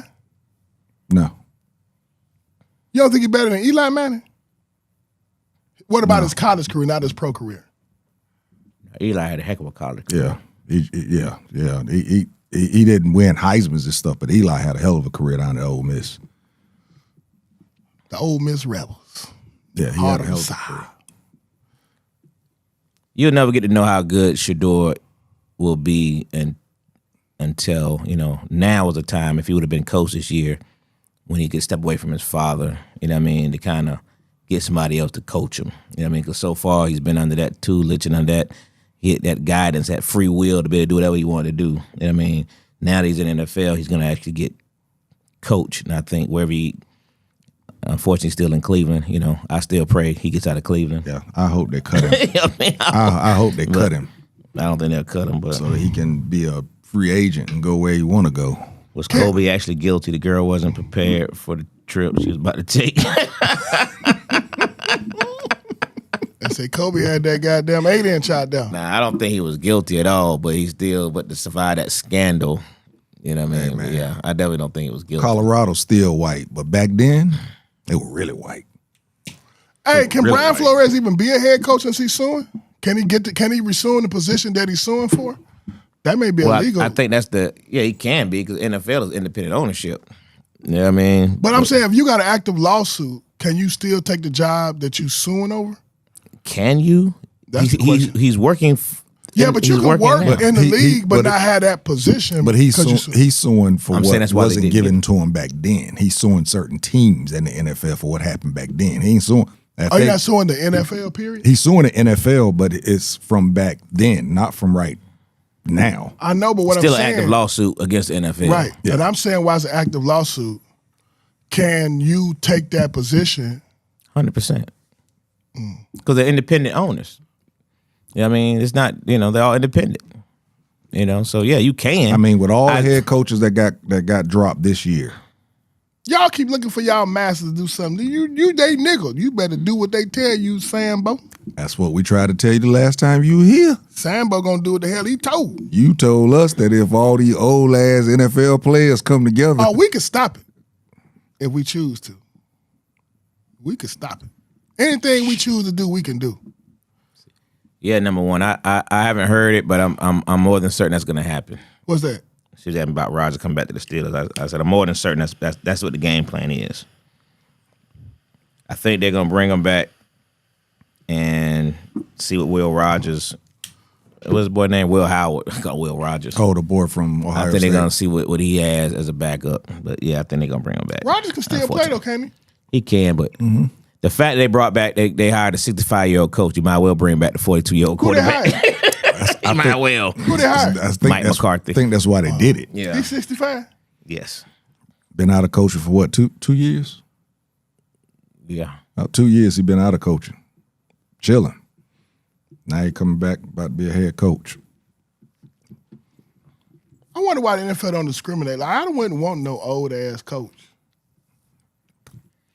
I at this stage of football, And the young coaches are doing better. and that's what I'm about to say. At this stage of football and where is that right now, I would not either. I think the young guys are more innovative. You know what I mean? They've accepted certain things. You know, I don't like this what's it called now? The computer generated Oh, the damn. No, analytics. The analytics. Analytics. I don't like that. I don't like that coaching by analytic BS. That's why You know what I everybody's mean? going for it on What's fourth that down. mean? Where they are Stats. the analytics tell them Yeah. when you should go for it on third down, when you should go for it on fourth down, when you know what I mean? They don't go by the feel of the game, they go by analytics. Yeah. I think you should go by the feel of the game. Yeah. You know what I mean? That's what I think coaching is.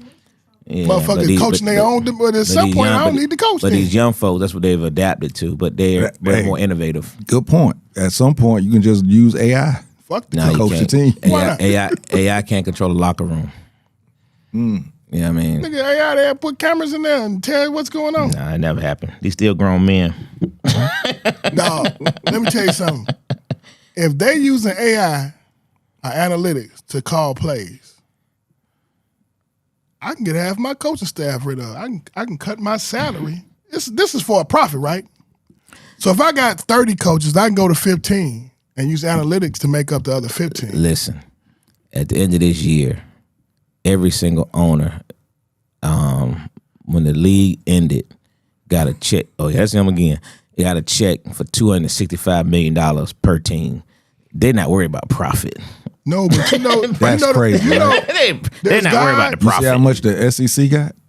I think it was $10 billion Yeah, so I mean, split between all the Ooh, teams you in the niggas, They ain't SEC. gonna never let you niggas go. God. How many white boys made that money for them niggas, for them crackers? Who made all that money for them fine white masses? Come on, Lo, tell me who it was. What race was the people who made all that money for that cracker? We know. I don't know. I ain't seen it. I ain't seen it in a while. It ain't changed. Matter of fact, it got worse. They gonna double down. Let me tell you something. When I'm about The money, analytics went up for us. JT said third down and threw it in my head. That's why I repeated. Thank you very much. Dude, always got to be smart, man. Middle finger again, Frank. All right, let's get to this last topic, man. All right. I don't know what Tyreek Hill gonna do. I think go back to the Chiefs, number one. Me too. That's what I think. That's what I think. He's gonna He's gonna go back where he should have never left in the first place, but he took the check, so I understand. Go ahead. All right. Do men that commit get less access? Do women give dudes that they just hang out and date more access than they give the guys that actually commit to them? So in other words, if you dating a chick, she's gonna do all types of stuff with you, all types of stuff for you, but then all of a sudden when she meets a guy that she wants to be her husband, she changes up and doesn't give him the full access that she gave. talking about sexual access? Yeah. So she jumping off the counter for Right. Leroy and stripping that Magic City on the side. And then me too, and now she gonna do missionary. Actually, Leroy's the one that she committed to. Oh, so she doing missionary from Leroy. Devontae getting Devontae print, getting threesomes and all types of stuff. You know, and your experiences long time ago. Do you think that's the case? I'm telling about black women. You ain't gonna know everything a black woman did. Them motherfuckers keep secrets for it. No, they sister. Them motherfuckers keep secrets, boy. Yeah, I dated him. That was 40 years ago. You know? Hey, nigga, you done find out she done dated your best friend's cousin and known it the whole time. Them been in your house and everything. Or even if let's say at the beginning of the relationship, not wanting to give, I've met women out in my day and went home with them for the first night. You was that lucky? Oh, you ain't have a RAV4 then, huh? Yeah, I had a RAV4. I couldn't do all that. What? What? You can't do that with a RAV4. You need them leather seat cars to go on one night. The lies you tell. They lied. You don't need no leather. Leather. You don't need a car. That part. Shoot, need darkness. Don't really need that, But then, I've seen women, friends of mine, that actually would get with a guy off the quickness, but then to meet another guy and be like, oh no, he husband material. So he get restricted. Right. He gets restricted. He got the wine and dime. This other dude, all he had to do was buy a couple of drinks, roll a blunt. Everybody ain't made for your freakiness. Elaborate on that. What you mean by that? You can't, I don't know, man. If you with your main man, you be like, this motherfucker nasty. And you find that shit out later on, but this ain't your first time if you nasty. you nasty, this may be your first time. If you nasty, this ain't your first time. You ain't catching that shit like that on the first catch. You ain't catching that shot on the first shot, baby. You done done this shit before. So I don't know. I think that's a punk ass man though. You let your woman. I think a lot of time men be scared of women. They don't stand on their business like they should. So then they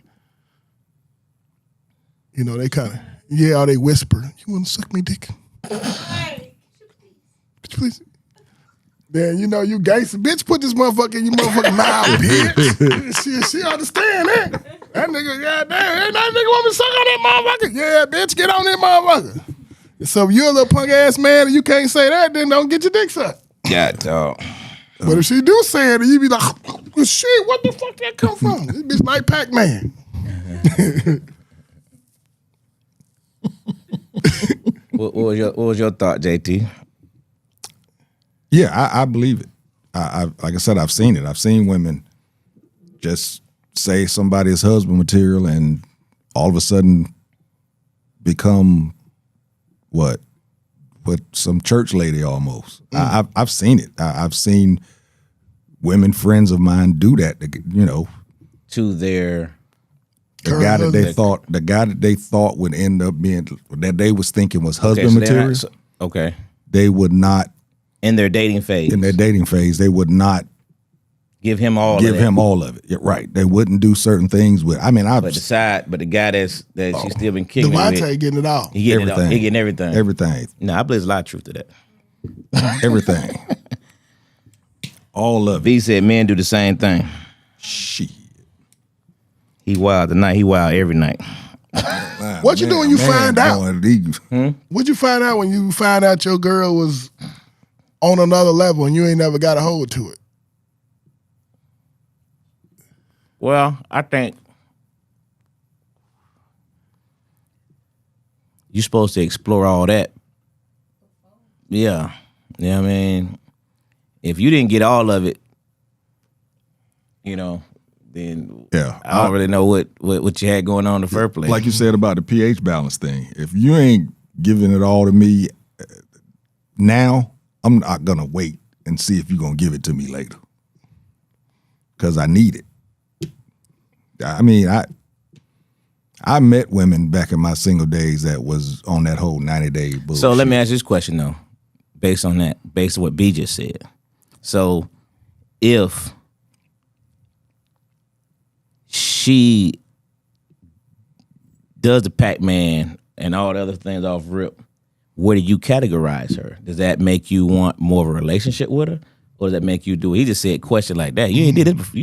This ain't your first time. Well, at the How beginning, did you categorize at that point? at the beginning, I want to get it again. I want to get it again, and then I'm gonna try and get to know her. Now, if I like her personality and I know I got all that already, I don't give a damn what she did back then. Okay. She was in training. She was in training for me. So, because I've never wanted to have to teach a woman in the bed. I ain't never want that. I ain't here to. I agree with be Brian. teaching. I think that's that goes both ways. I think both parties do the same thing.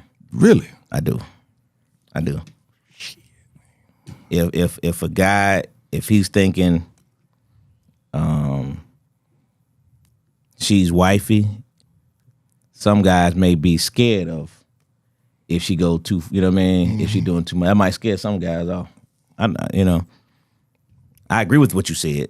It wouldn't scare, but I think it would make some be kind of hesitant.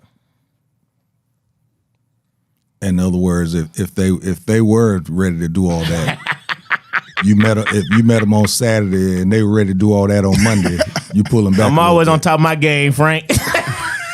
You not under oath.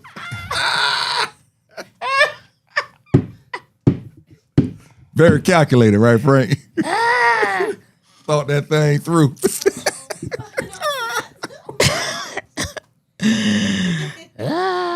Hilarious.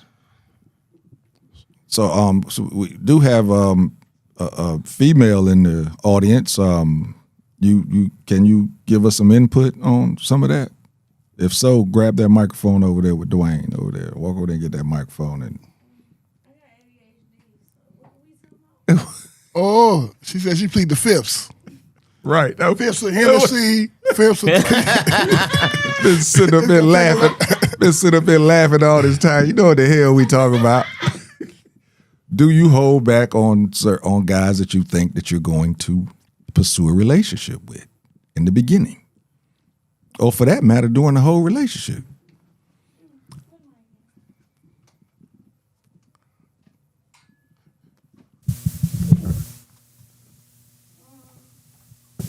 Yeah, relationships scare me. So I hold back on a lot of everything. And I never put into my mind that I'm going to get in a relationship in the first place. So I don't really do a lot of stuff that you would think. I'm not the average woman, so I think I'm the wrong one to ask. So you with Devontae from the beginning? You don't want Leroy, you just straight Devontae. Right, because you ain't trying to be in no relationship. You don't want no Leroy. I'm just I'm so loyal, and I'm so divine. It's like you want to trust the other person with the same energies. You want to trust that they'll give you whatever you giving them. But, you don't necessarily know, like, how much they really like you or how much, like, you would do certain things for them that maybe they wouldn't do for you, where, you thought that they would. I don't know. It's just too much iffy stuff going on in the mind of an individual to truly know another person. So I genuinely have to know their soul first. I don't really care about nothing else. Oh, you know what? I forgot. My bad. Yeah. I forgot. So I don't do all that extra. I She's a never soul had a searcher. one night stand. I never. Yeah, she's a soul searcher. So yeah, I don't think I ever had one either. Ain't nobody getting everything You from got off the rip. One night stand. That a straight face? Yeah, I don't think I have. I was trying to think. Now, a one night stand You can went be to a. HBCU, correct? Yeah, okay. Just wanted to verify that. You ain't on the old. But a one night stand to me mean I didn't know you before you got here, and you didn't know me before I got here, and we leave together. If I know you and we never done nothing, then I ask you something that pussy and you give it to me. That's not a one night stand. No. To me. That is. If you get it that one night, yeah, that's one night stand. If I've known you for a year and we happen to run into each other someplace and we have sex that night and that's You gotta it, ask for the pussy that's first. a one night stand. It's one night. It's Now, like one night of knowing them. I've had several one night stands with the same person. Because Okay. because it was just each time we had. That's still considered one night stand? No, that's No. why. We- That's not considered one night Why- stand no more. Every- that's not considered Every time that we had sex, it was nothing the next day. That's not considered one night stand, though. That's just casual. That's just that's casual. Casual Yeah, sex. that's casual sex. That's not a one night stand at that point. What's the one night stand in, Lo? In your I definition? mean, just that. You just met somebody. You at a bar. Y'all meet each other. Y'all at the bar. Y'all go home. We'll go to wherever. Y'all do your thing. Nothing comes up. And you don't even talk to her. You might not even talk to her no more. But if you talk to her again, still, the first time y'all met, you had sex. That's a one night stand. That's scary. Yeah. Scary. Dre talked about in Love and what's that album they had? She had in the booty on the first night. What's that with him and did the separate albums? The Love Below. Dre talked about that. He said chemistry is everything. All that soul talk is fugazi.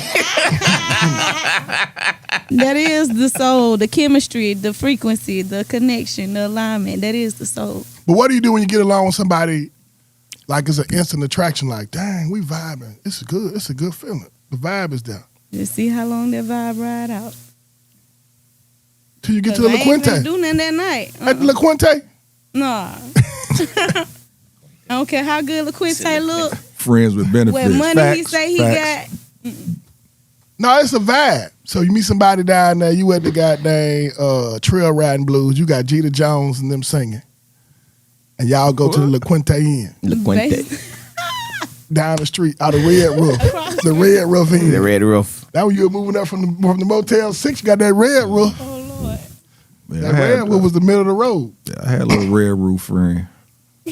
Red roof out on the south side. That was our meeting spot. Pussy cost too much money now though, man. Gotta buy the room, pay the girl. Crack, since mother got out crack, pussy ain't affordable no more. God, dog. You gotta just stay at home.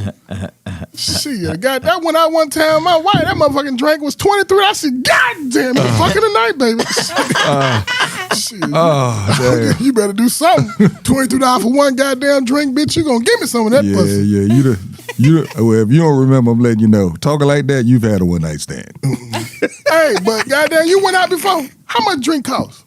You out $100 on drinks. Depends on where you at, but they are expensive. Where is less? You goddamn beer $14, Yeah, $10 for one beer. You gotta go to $2 Tuesday. I ain't lying, but I remember them days. And then don't let the Drinking girl that- have any guy to goddamn Drinking good that look rock, about herself. drinking that rock gut. She wants you to $2 cash Tuesday. up her on the first night. $2 Tuesday, boy. They had liquor that they brought out the back just for $2 Tuesday. That's We used to fact. be in there just drinking it up. That's right. So you saw rock- drink. How rock much gut. drink cost? Rock gut. I mean, you start around $12. And that's for the little bitty. They all like a little bitty. Hey, let me tell you, I went to a cigar lounge out in what the hell was that? Butte, Johns Creek. I was out there this weekend. Went to this cigar lounge out there. Now It was white people. it was mixed. It's white owned, but it was black people. They was playing spades and had a domino table. And I actually went up and Dwayne. ordered a drink. I ordered me Look at the top fives. You get started. a 1738. I got one thing. I ordered We ain't doing it yet. Every time we 1738. get look at it. And I knew that this dude was going to come back and say, $18 or something. They had the big ice in it and everything. Bro, it was $11. What? And I had to ask him, how the hell are you still in business? I had to ask him. Because What'd he say? where it was at, I know that the rent cost a lot, where the cigar lounge was. I had to ask, man, how the hell are you still in business? He said, man, I have a pretty good crew. I said, how long you been over? He said, 3 years. I said, and you selling this drink for $11? You're not doing this just because it's my first time here, are you? He said, no, this is what it costs. I said, well, shit. But those people get return business though. Yeah. You get return business Yeah, like because that. I told him, I said, go on, Especially out there. make that a double. Yeah. Make that a double. And then I went and I asked him, I said, hey, man, I said, how much is 1738 in here? He said, about $11, $12. Oh, I said, that's for my real? favorite. Yeah, that's usually It's $18. never $11. That's tequila.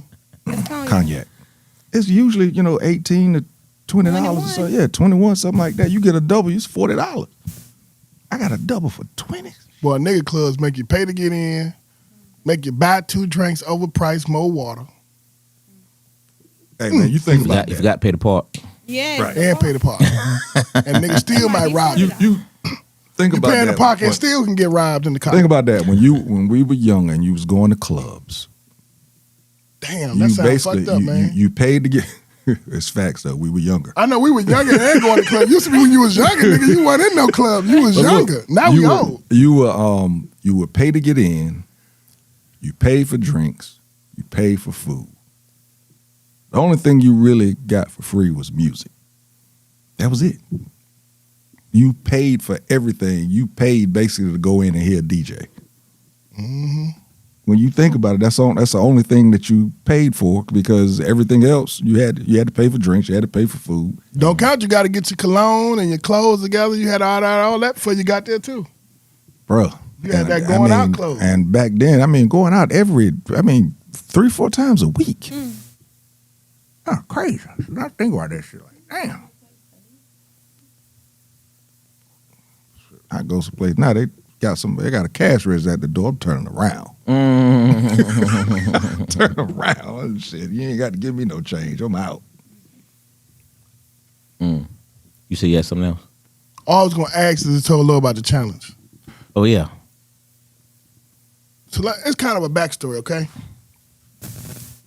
Well, You know how you when you work in your community, the black Top five in community. there, too.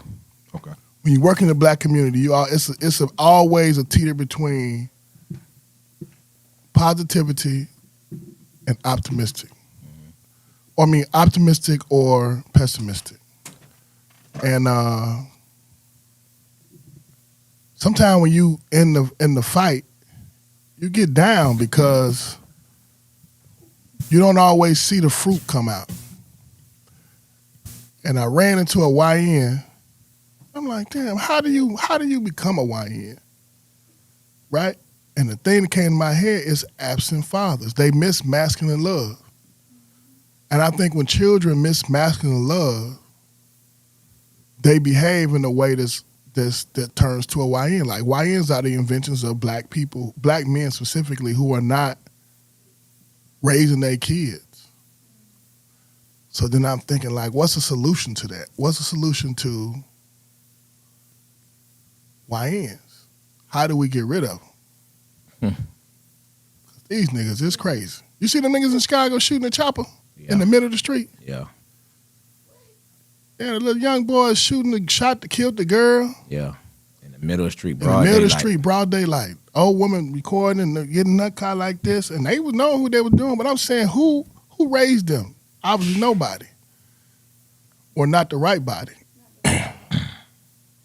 and nobody. And too often it's missing masculine love. And I think a lot of people don't understand that feminine love and masculine love is two different energies. And when they out of balance, you get YNs.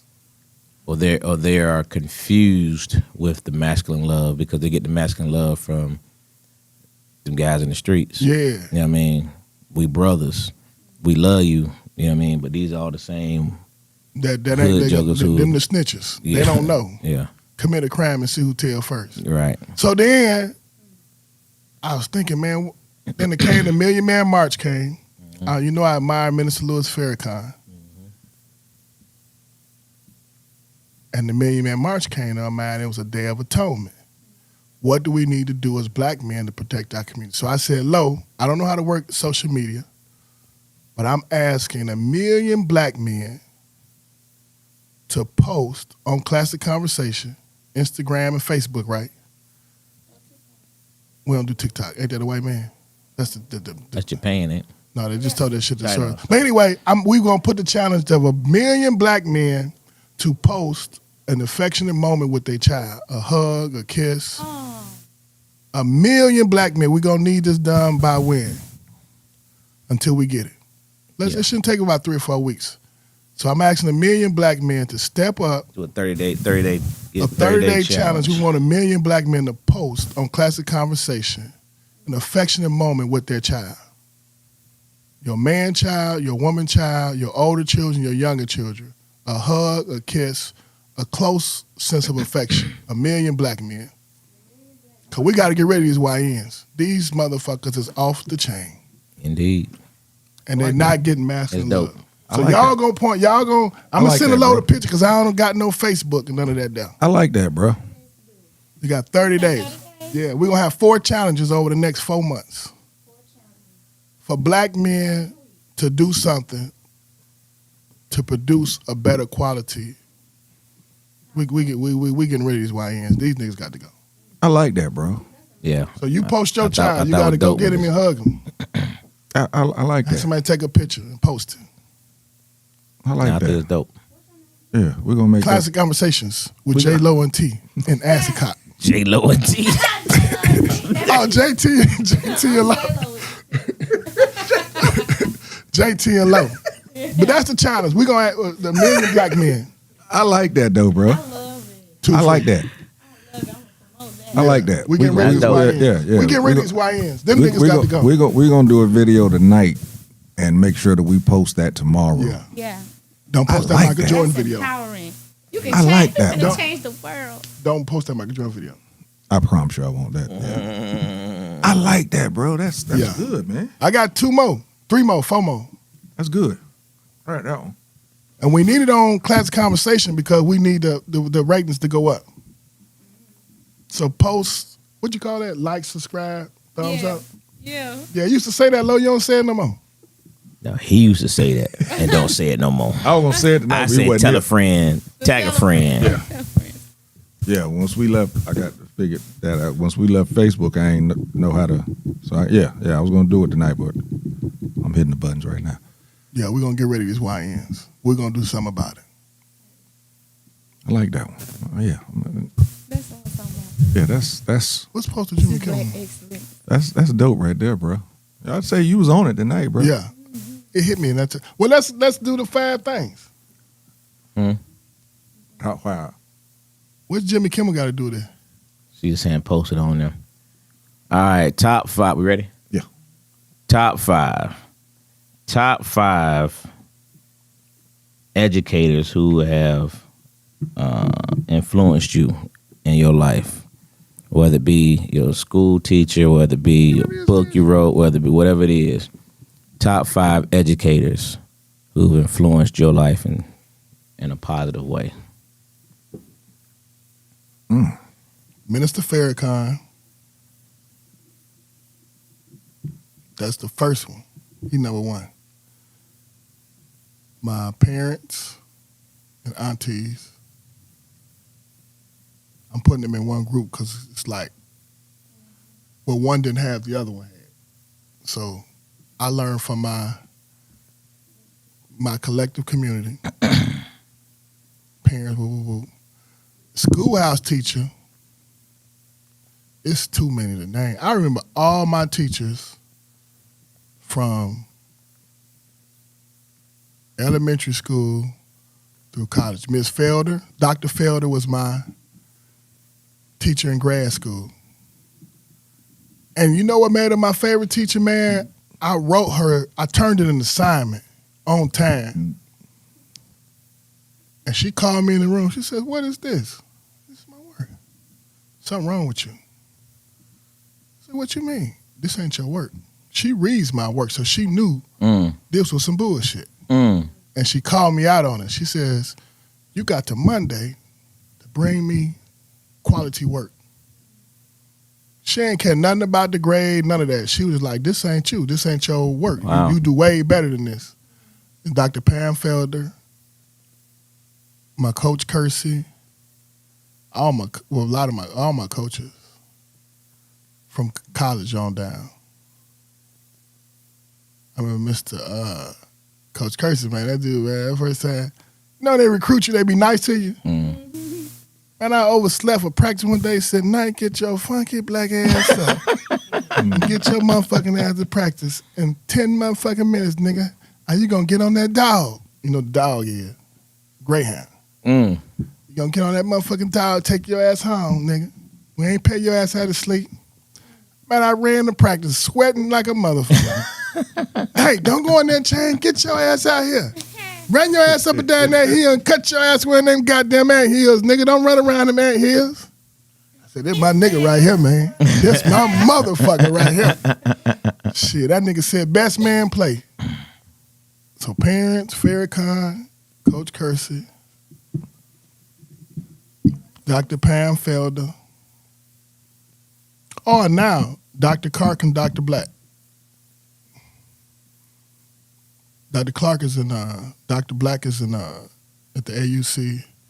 Dr. Carr is at Howard. I learn from them. They teach me, but they don't really know me. Dr. Black do, but I listen to them every chance I get. Do you? Oh, this is a question though. Do you feel like when you learn the same way you did when you was young? You know how you get old and you can't do things you used to be able to do?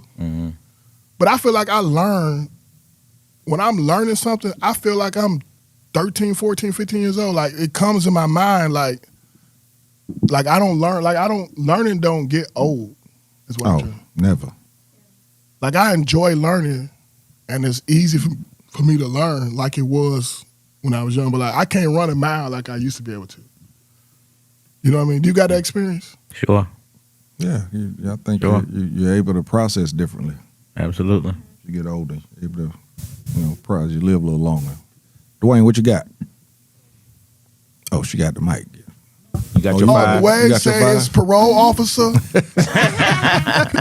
his first baby mama. Nah, I'm playing. He didn't say nothing, y'all. Top 5 educators for me is Sunshine, everybody. I would say my mama and my daddy. Thank you for that. They most definitely taught me what not to do and what to do. It was a beautiful thing. It still is. My step coach from middle school, we was the first ones to create whatever he helped me with. What people see in me, I didn't see in myself. So he helped me see that. And Honorable Minister Louis Farrakhan, I would change that to Malcolm X. And everybody, I learned from strangers, homeless people. Anybody could be an educator, even the babies, my nieces. But everybody who have a message or a soul from God or the Most High that only want to elevate themselves and other people, I learned from all of them. So it's damn near everybody can be an educator for me. What is Auntie Anita Bracy talking about? Anita, you wrong for that. That number one. Yes, She say what she mean. She mean what she say.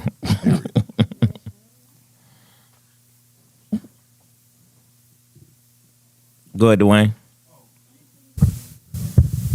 He always. Like you said, my mom, math teacher, 7th, 8th grade math teacher, Miss Woodard. 7th, 8th grade science teacher, Miss Buckaloo.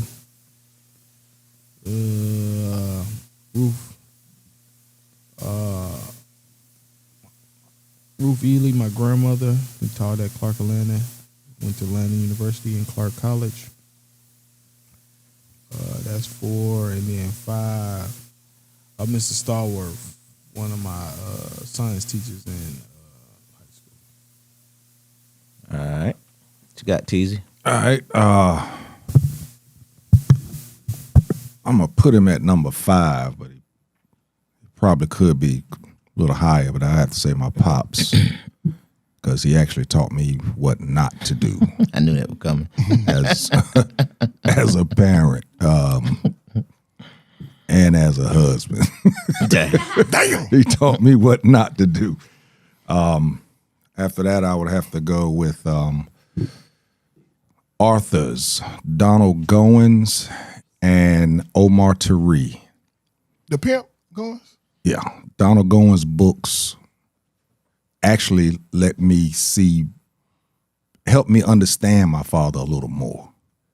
Omar Tari actually reading his books taught me about a softer side of how to just be a little softer in regards to dealing with the opposite sex and dealing with people too. His books, was back when I used to read a lot. I mean, before I needed glasses, I used to read a lot back then. The neighborhood, the collective, I've always spoke about them. It was called the Funky Grannies. Johnny Hargrove, a.k.a. Hollywood, Michael Thomas, rest in peace. Earl Cummins, rest in peace. Those guys, there was a couple of more, but those were the main 3 that was, when we moved to North Carolina from New York, they actually made sure that my mom didn't have to worry about me in regards to being raised as a boy because my pops wasn't around. They actually and all of them had different things to give me. Number 2 would be Miss Loomis, my English teacher in my junior year. And I was so glad that when I came back for my senior year, she had moved up to teaching 12th grade English. She did what your guy did to you, or your teacher did to you, calling you out. My senior year, my junior year, I think she kind of saw it. And then my senior year, she pulled me to the side and said, "This is not your work. I know who work this is, and I know it's not yours, so I need for you to stop copying off other people or having other people do your work for you," because I was doing that a lot as a senior. And then number 1 would have to be my mother. Just teach me survival and, work ethic and getting through and always seeing the bright side even when it's dark. Being able to smile through it. Yeah, she taught me all of that right there. So those are my 5. You want to read the comments first? Yeah. All right. Read what Anita said. She said first, third, and all the rest she don't care about. I'm going to get to it. But Brian wanted to know, he said earlier, JT, because people will spend when the price is right. And what's the name of the spot and where is it? It's called the Chateau Lounge, and I think it's on Medlock. But if you pull it up, the Chateau Lounge, they don't play the music loud. You can actually, just like I'm talking right now, somebody can actually hear you instead of that's rare. Screaming. Exactly. I mean, we kept waiting for the music to go up, but it never did. So we was actually able to sit and have a conversation. I was actually able to talk to somebody that was a table over there and didn't have to yell or anything. But it's a nice little vibe. The Chateau Cigar Lounge. All right. Let's see. My mom got Catherine Bracy Kidd, Dr. George Davis, Dr. Richard Brown, Bishop Marion Jones, and Reverend Ben Lang, Bishop Dale C. Bonner. She believe in the church. Oh yeah. Frank got 3-star General Les Smith and David Wilson. Both were educators and mentors to him. Darren Franklin, good one. Air Schmidt, Berlin, Germany, AM high school teacher. Professor Ramsden, Naval War College, and National Security Defense instructor.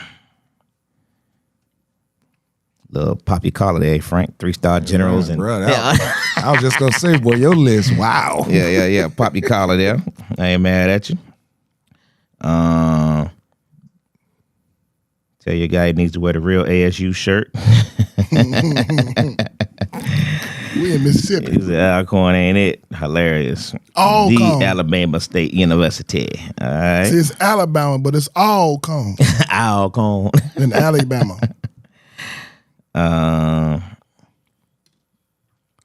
on, Jacob. Aslow, Mo 10, Jose don't play. That'll be your new promo.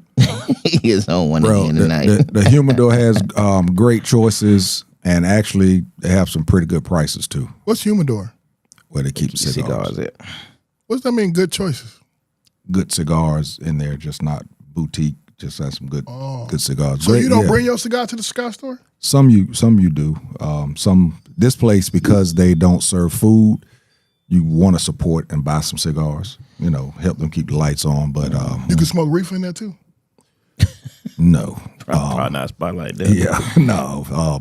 But please believe there are some cigar lounges where you can smell it. Some folks be getting it in, but yeah. Go ahead. That's a beautiful, great idea to do Father's Day. Hit every social media organization, sports show, everyone. Send every black podcast to. Yeah, we're going to definitely spread that news around. Don't let anybody steal it, low. You got to protect it. Yeah, we'll put it out there. And don't be hugging no white babies. Black on black love. We getting rid of the YNs. Hilarious. They going to come after the challenge. All right, my aunt got Dr. Marion Jones, Senator Yvonne Miller, Mrs. Bimfong, sociology teacher in high school, Mary McLeod Bethune, and Dr. Stephanie Johnson, principal. Number 1 said, "You ain't never lied. These youngers not all out or all out of control." And Google the 5 black teens who made Eagle Scouts in South Carolina. All right, B got his dad, Arnold Lindsay, his godfather, Mrs. Varner, typing teacher, his mom, and his Uncle Win. Number 1 got her 1st and 7th grade teachers. The rest I don't remember or care to. All right. Then she threw in her mom and dad and his sister-in-law, Cora Lee. Yes, mom and dad, my very first educators. Yay. Kiki says she late to the party. Hey, y'all. Make sure you get credit for that idea. Y'all know folks steal. Yeah, that's what he just said, too. She said she was forced to go to school. I didn't want to, so that's why I feel how I feel. White school, white teachers, but I still excelled despite their very racist. Beep, beep. All right. Mom said, "You're right, sister." Mom and dad was the first we had to know our timetables, states and capitals, rivers and old and new Bibles. Mm-hmm. All right. So I got Mrs. Harris, my 1st grade teacher. I got Mrs. Woods. She was my 10th grade teacher, but she's the one who kind of chastised me. I just always remember, because we moved all the time, and she told me one day, saying, "When you gonna stop trying to be the new kid?" You know what I mean? I was sure playing new kid role. She's like, "Is that a new kid role over with?" There for a year. You're a new kid.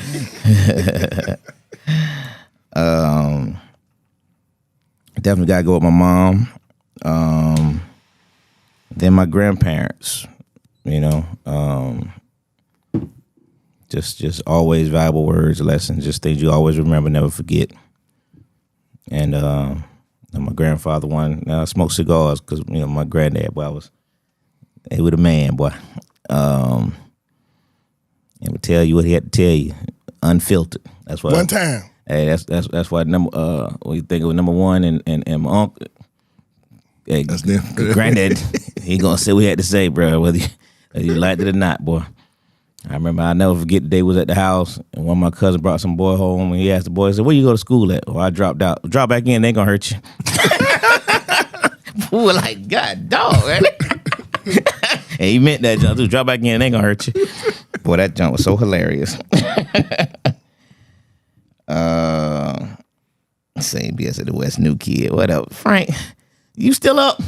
He said he was at the West. You still. And shoot, and Malcolm X, man. You know what I mean? I'm a huge Malcolm X fan. And then honorable mention, my mom mentioned him too, Matt T. Fleming. I preach in Dallas, Texas. You know what I mean? He was one of the realest preachers ever. You know what I mean? 'Cause he gave you the real. You know what I mean? He tell parents, you know what I mean? Let your kids go out. Let them have fun. Don't try to just keep them in church all day. You know what I mean? Enjoy life. You know what I mean? I'd have liked him too. Hey, and he meant that, John, too. He like, let them go to parties. Let them do X, Y, Z. You know, it's like, they got to enjoy life. Don't just have them just stuck in here, you know? But she still had her stuck in there. Yeah, my honorable mention though. Candyman Bracy, that was him. Yes, Lord. That was Candyman. You could say my grandfather, being able to just show strength without doing a lot of rah-rah. And my coach, only black coach I had in high school, Coach Alfana Hobbs, wrote me a great letter when I left to go to the military, even though he kept trying to push me to go to college. But when I had left to go to the military, the day that I was leaving, he came by the house and dropped the letter. I still got that letter still to this day. But wow. He was he was dope. It was just a letter. It was part prayer because he ended up being a pastor, but it's part prayer and then also part making sure that you believe that the choice that you made was the right one, so that you can make sure that you take advantage of it instead of second guessing, which I was a little bit.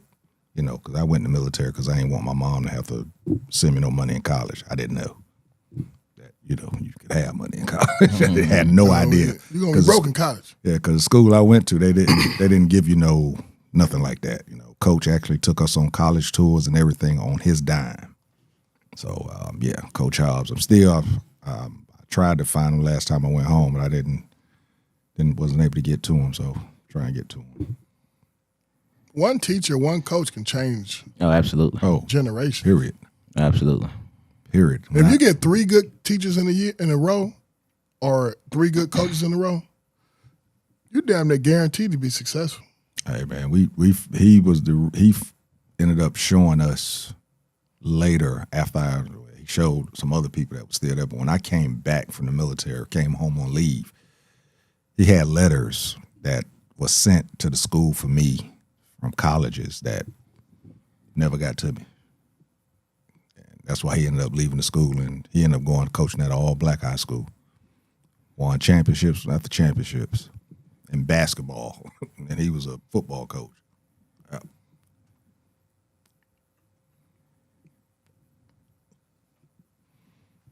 Lo, I got to leave with this. Your mom, your aunt, not me, was at the house one day. The hair was what? You know what they talking about. Lo know what they talking about. Hey, when you talking about that other book, who was that other author? You said Goins? Goins and Omar Tariq. What he write? Sweet St. Louis. He was a pimp too? No. He was an author out of St. Louis.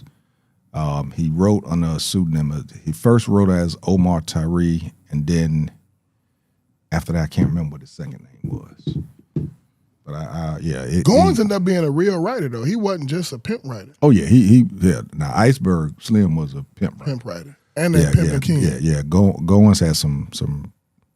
Yeah, he has some good stuff. I still have some of his books too. I have a lot of my books. I still got them, just like I got my CDs and DVDs. Not in Texas, man. We ain't get to go nowhere. We were locked down in Texas. Only person going anywhere was Ray. Who was Ray? My oldest brother. She said she let us go places in Texas. Now we was in Germany. We had free reign. We got you Texas. had some nigga cuss. Hey, we got ate to that nigga Texas. kuss? Boy, it was lockdown time, boy. But I understood that Dallas was rough. Did you eat that in Germany? Huh? Did you get nigga kuss in Germany? What is that? The chocolate marshmallows with the pickaninny on there. I ain't getting none of that neither. Nigga kuss. What they call you when you was black in there? In Germany? We didn't have no issues in I ain't Germany, never man. run into nothing like that when I was over there, bro. Yeah, we ain't no Them Germans love us to death. Yeah, I had no issues in Now Germany. when you was grown, I'm talking when you little. I was a kid in Germany. I Yeah, was he there was a kid. from 4th I to was 7th grown. You was grade. grown. They liked you. So they loved us. We had a ball in Germany. Type in nigga kuss. Negerkuss. So I would leave with this. Your mom, your aunt, not me, was at the house one day. Their hair was whacked. Daddy said to them, you stop going to the beauty parlor. God dog. Hilarious. That's dope. I like that, bro. This is the question for next week. 'Cause we got to go. When did we become American? Or when did we want to be American? When did black people want to be American? Think about that for next week. Oh, yeah. That's some immediate thoughts. But yeah, okay. Because we never aspired to be American. Candyman Brazy had zero filter. That's why I said he had zero filter now. That's facts. Well, we'll definitely talk about that one. He worse than Unc. That's where I'm telling you. got it from. That's where. Hey, I man. got to get him a little show at least once or twice a month. Man, Will said the same thing last You got to week. have an uncle segment. Will said that last week. Hey, I know Unc Will in the called. bed Will now. called immediately after the show and did. said, "Man, we got to get him a segment." Hey, I know Uncle's past his bedtime, so I know, but I looked at his he did a post yesterday. The response, the non-response post. Yeah, he was like, it was last week. I was here at 11 a.m. He picked that Bible up. He said, you intellectuals and you Christians, y'all let us down. Put them books down. Put them books. He had his Hilarious. Obama hat on. He had his Obama picture book, and I forgot the other thing. He said, I got all this at the inauguration. He said, I'm still going to hang with you. I'm still going to rock with you, but you failed. He said, you failed. Hey, where's the lie? He told somebody his wife they need to fix their hair. You don't look so bad when you fix your hair. Dang. Hey, I'm telling you, Candyman had no filter, man. He just, whatever he had to say, we're going to say it. Didn't care where it was. He was going to say it now. Hilarious. What y'all do for President's Day? See what I did the day before? Went to church. I didn't even know it was President's Day. The bank wasn't open? Somebody The day, said something. that was the day. Yeah, I said what I did the day The before. bank wasn't open. The mail didn't go. Yeah, I don't go to the bank, and I don't really check the mail. so yeah, I mean, I realized it. I was wondering why traffic was a little light this morning, but then I found out. So yeah. All right, man. So that's gonna do it for us, and we'll be right back here next week. Angelo, where y'all at this weekend? What you got?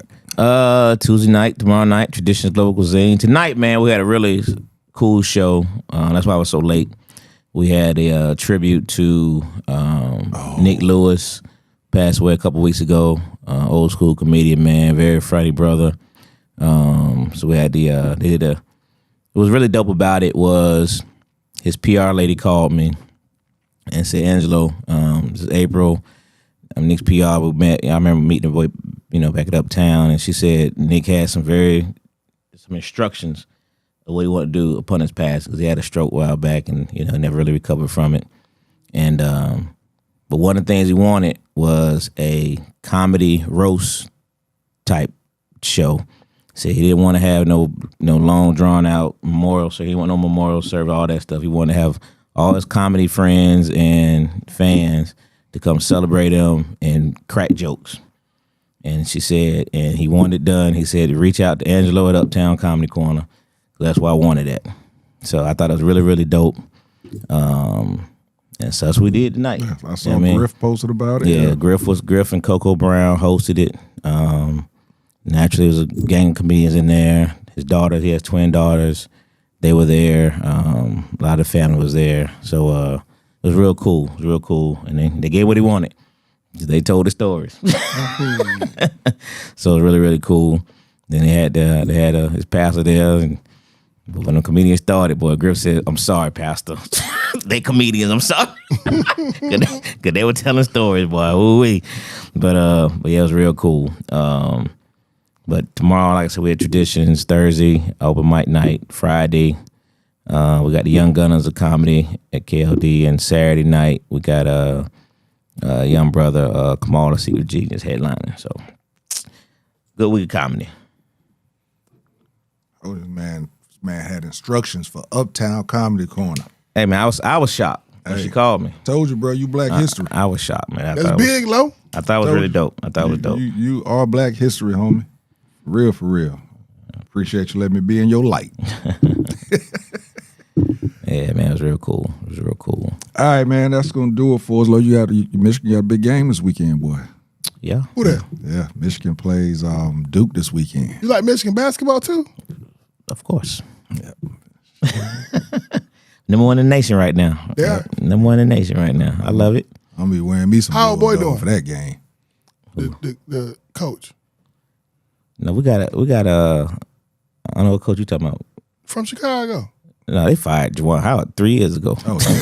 Damn. Oh, yeah, Juwan, he been gone. Juwan couldn't handle it, man. No, he He couldn't handle it. wasn't a coach. No, he couldn't handle it.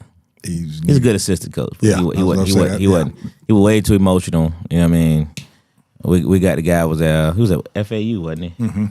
Yeah. Heck of a coach. got a good coach. Heck of a coach. Yep, younger coach. He got them boys playing ball, man. I love it. Yep. See younger guys coming in and doing it. And we forgot to mention last week, Demond Wilson. You know, Lamont from Sanford Son passed away last week too. Going to see his daddy. Yeah. Yeah, they showed plenty of Sanford the Sun. I had a good time with that. Yep. Had a good time with it. All right, man. That's gonna do it. So yeah, we will be back next week. As always, 8:30ish. Because if ish was a lifestyle, Classic Conversations got a hold of it. We're gonna shock y'all. We actually start at 8:30. That's just gonna be shocked. We ain't got nobody gonna be on here. They ain't gonna believe it. Number one said she trying to 8:30, didn't see nothing. She went back out. Came back one night. When y'all start? Hilarious.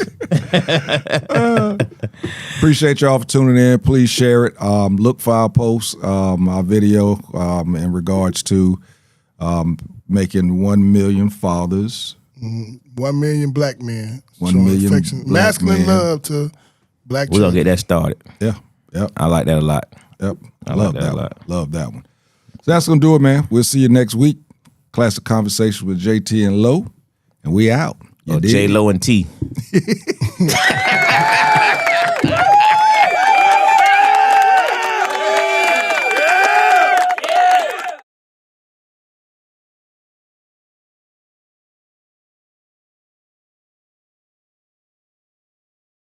Classic Conversations with JT and Lo. You never know which way to rap. Classic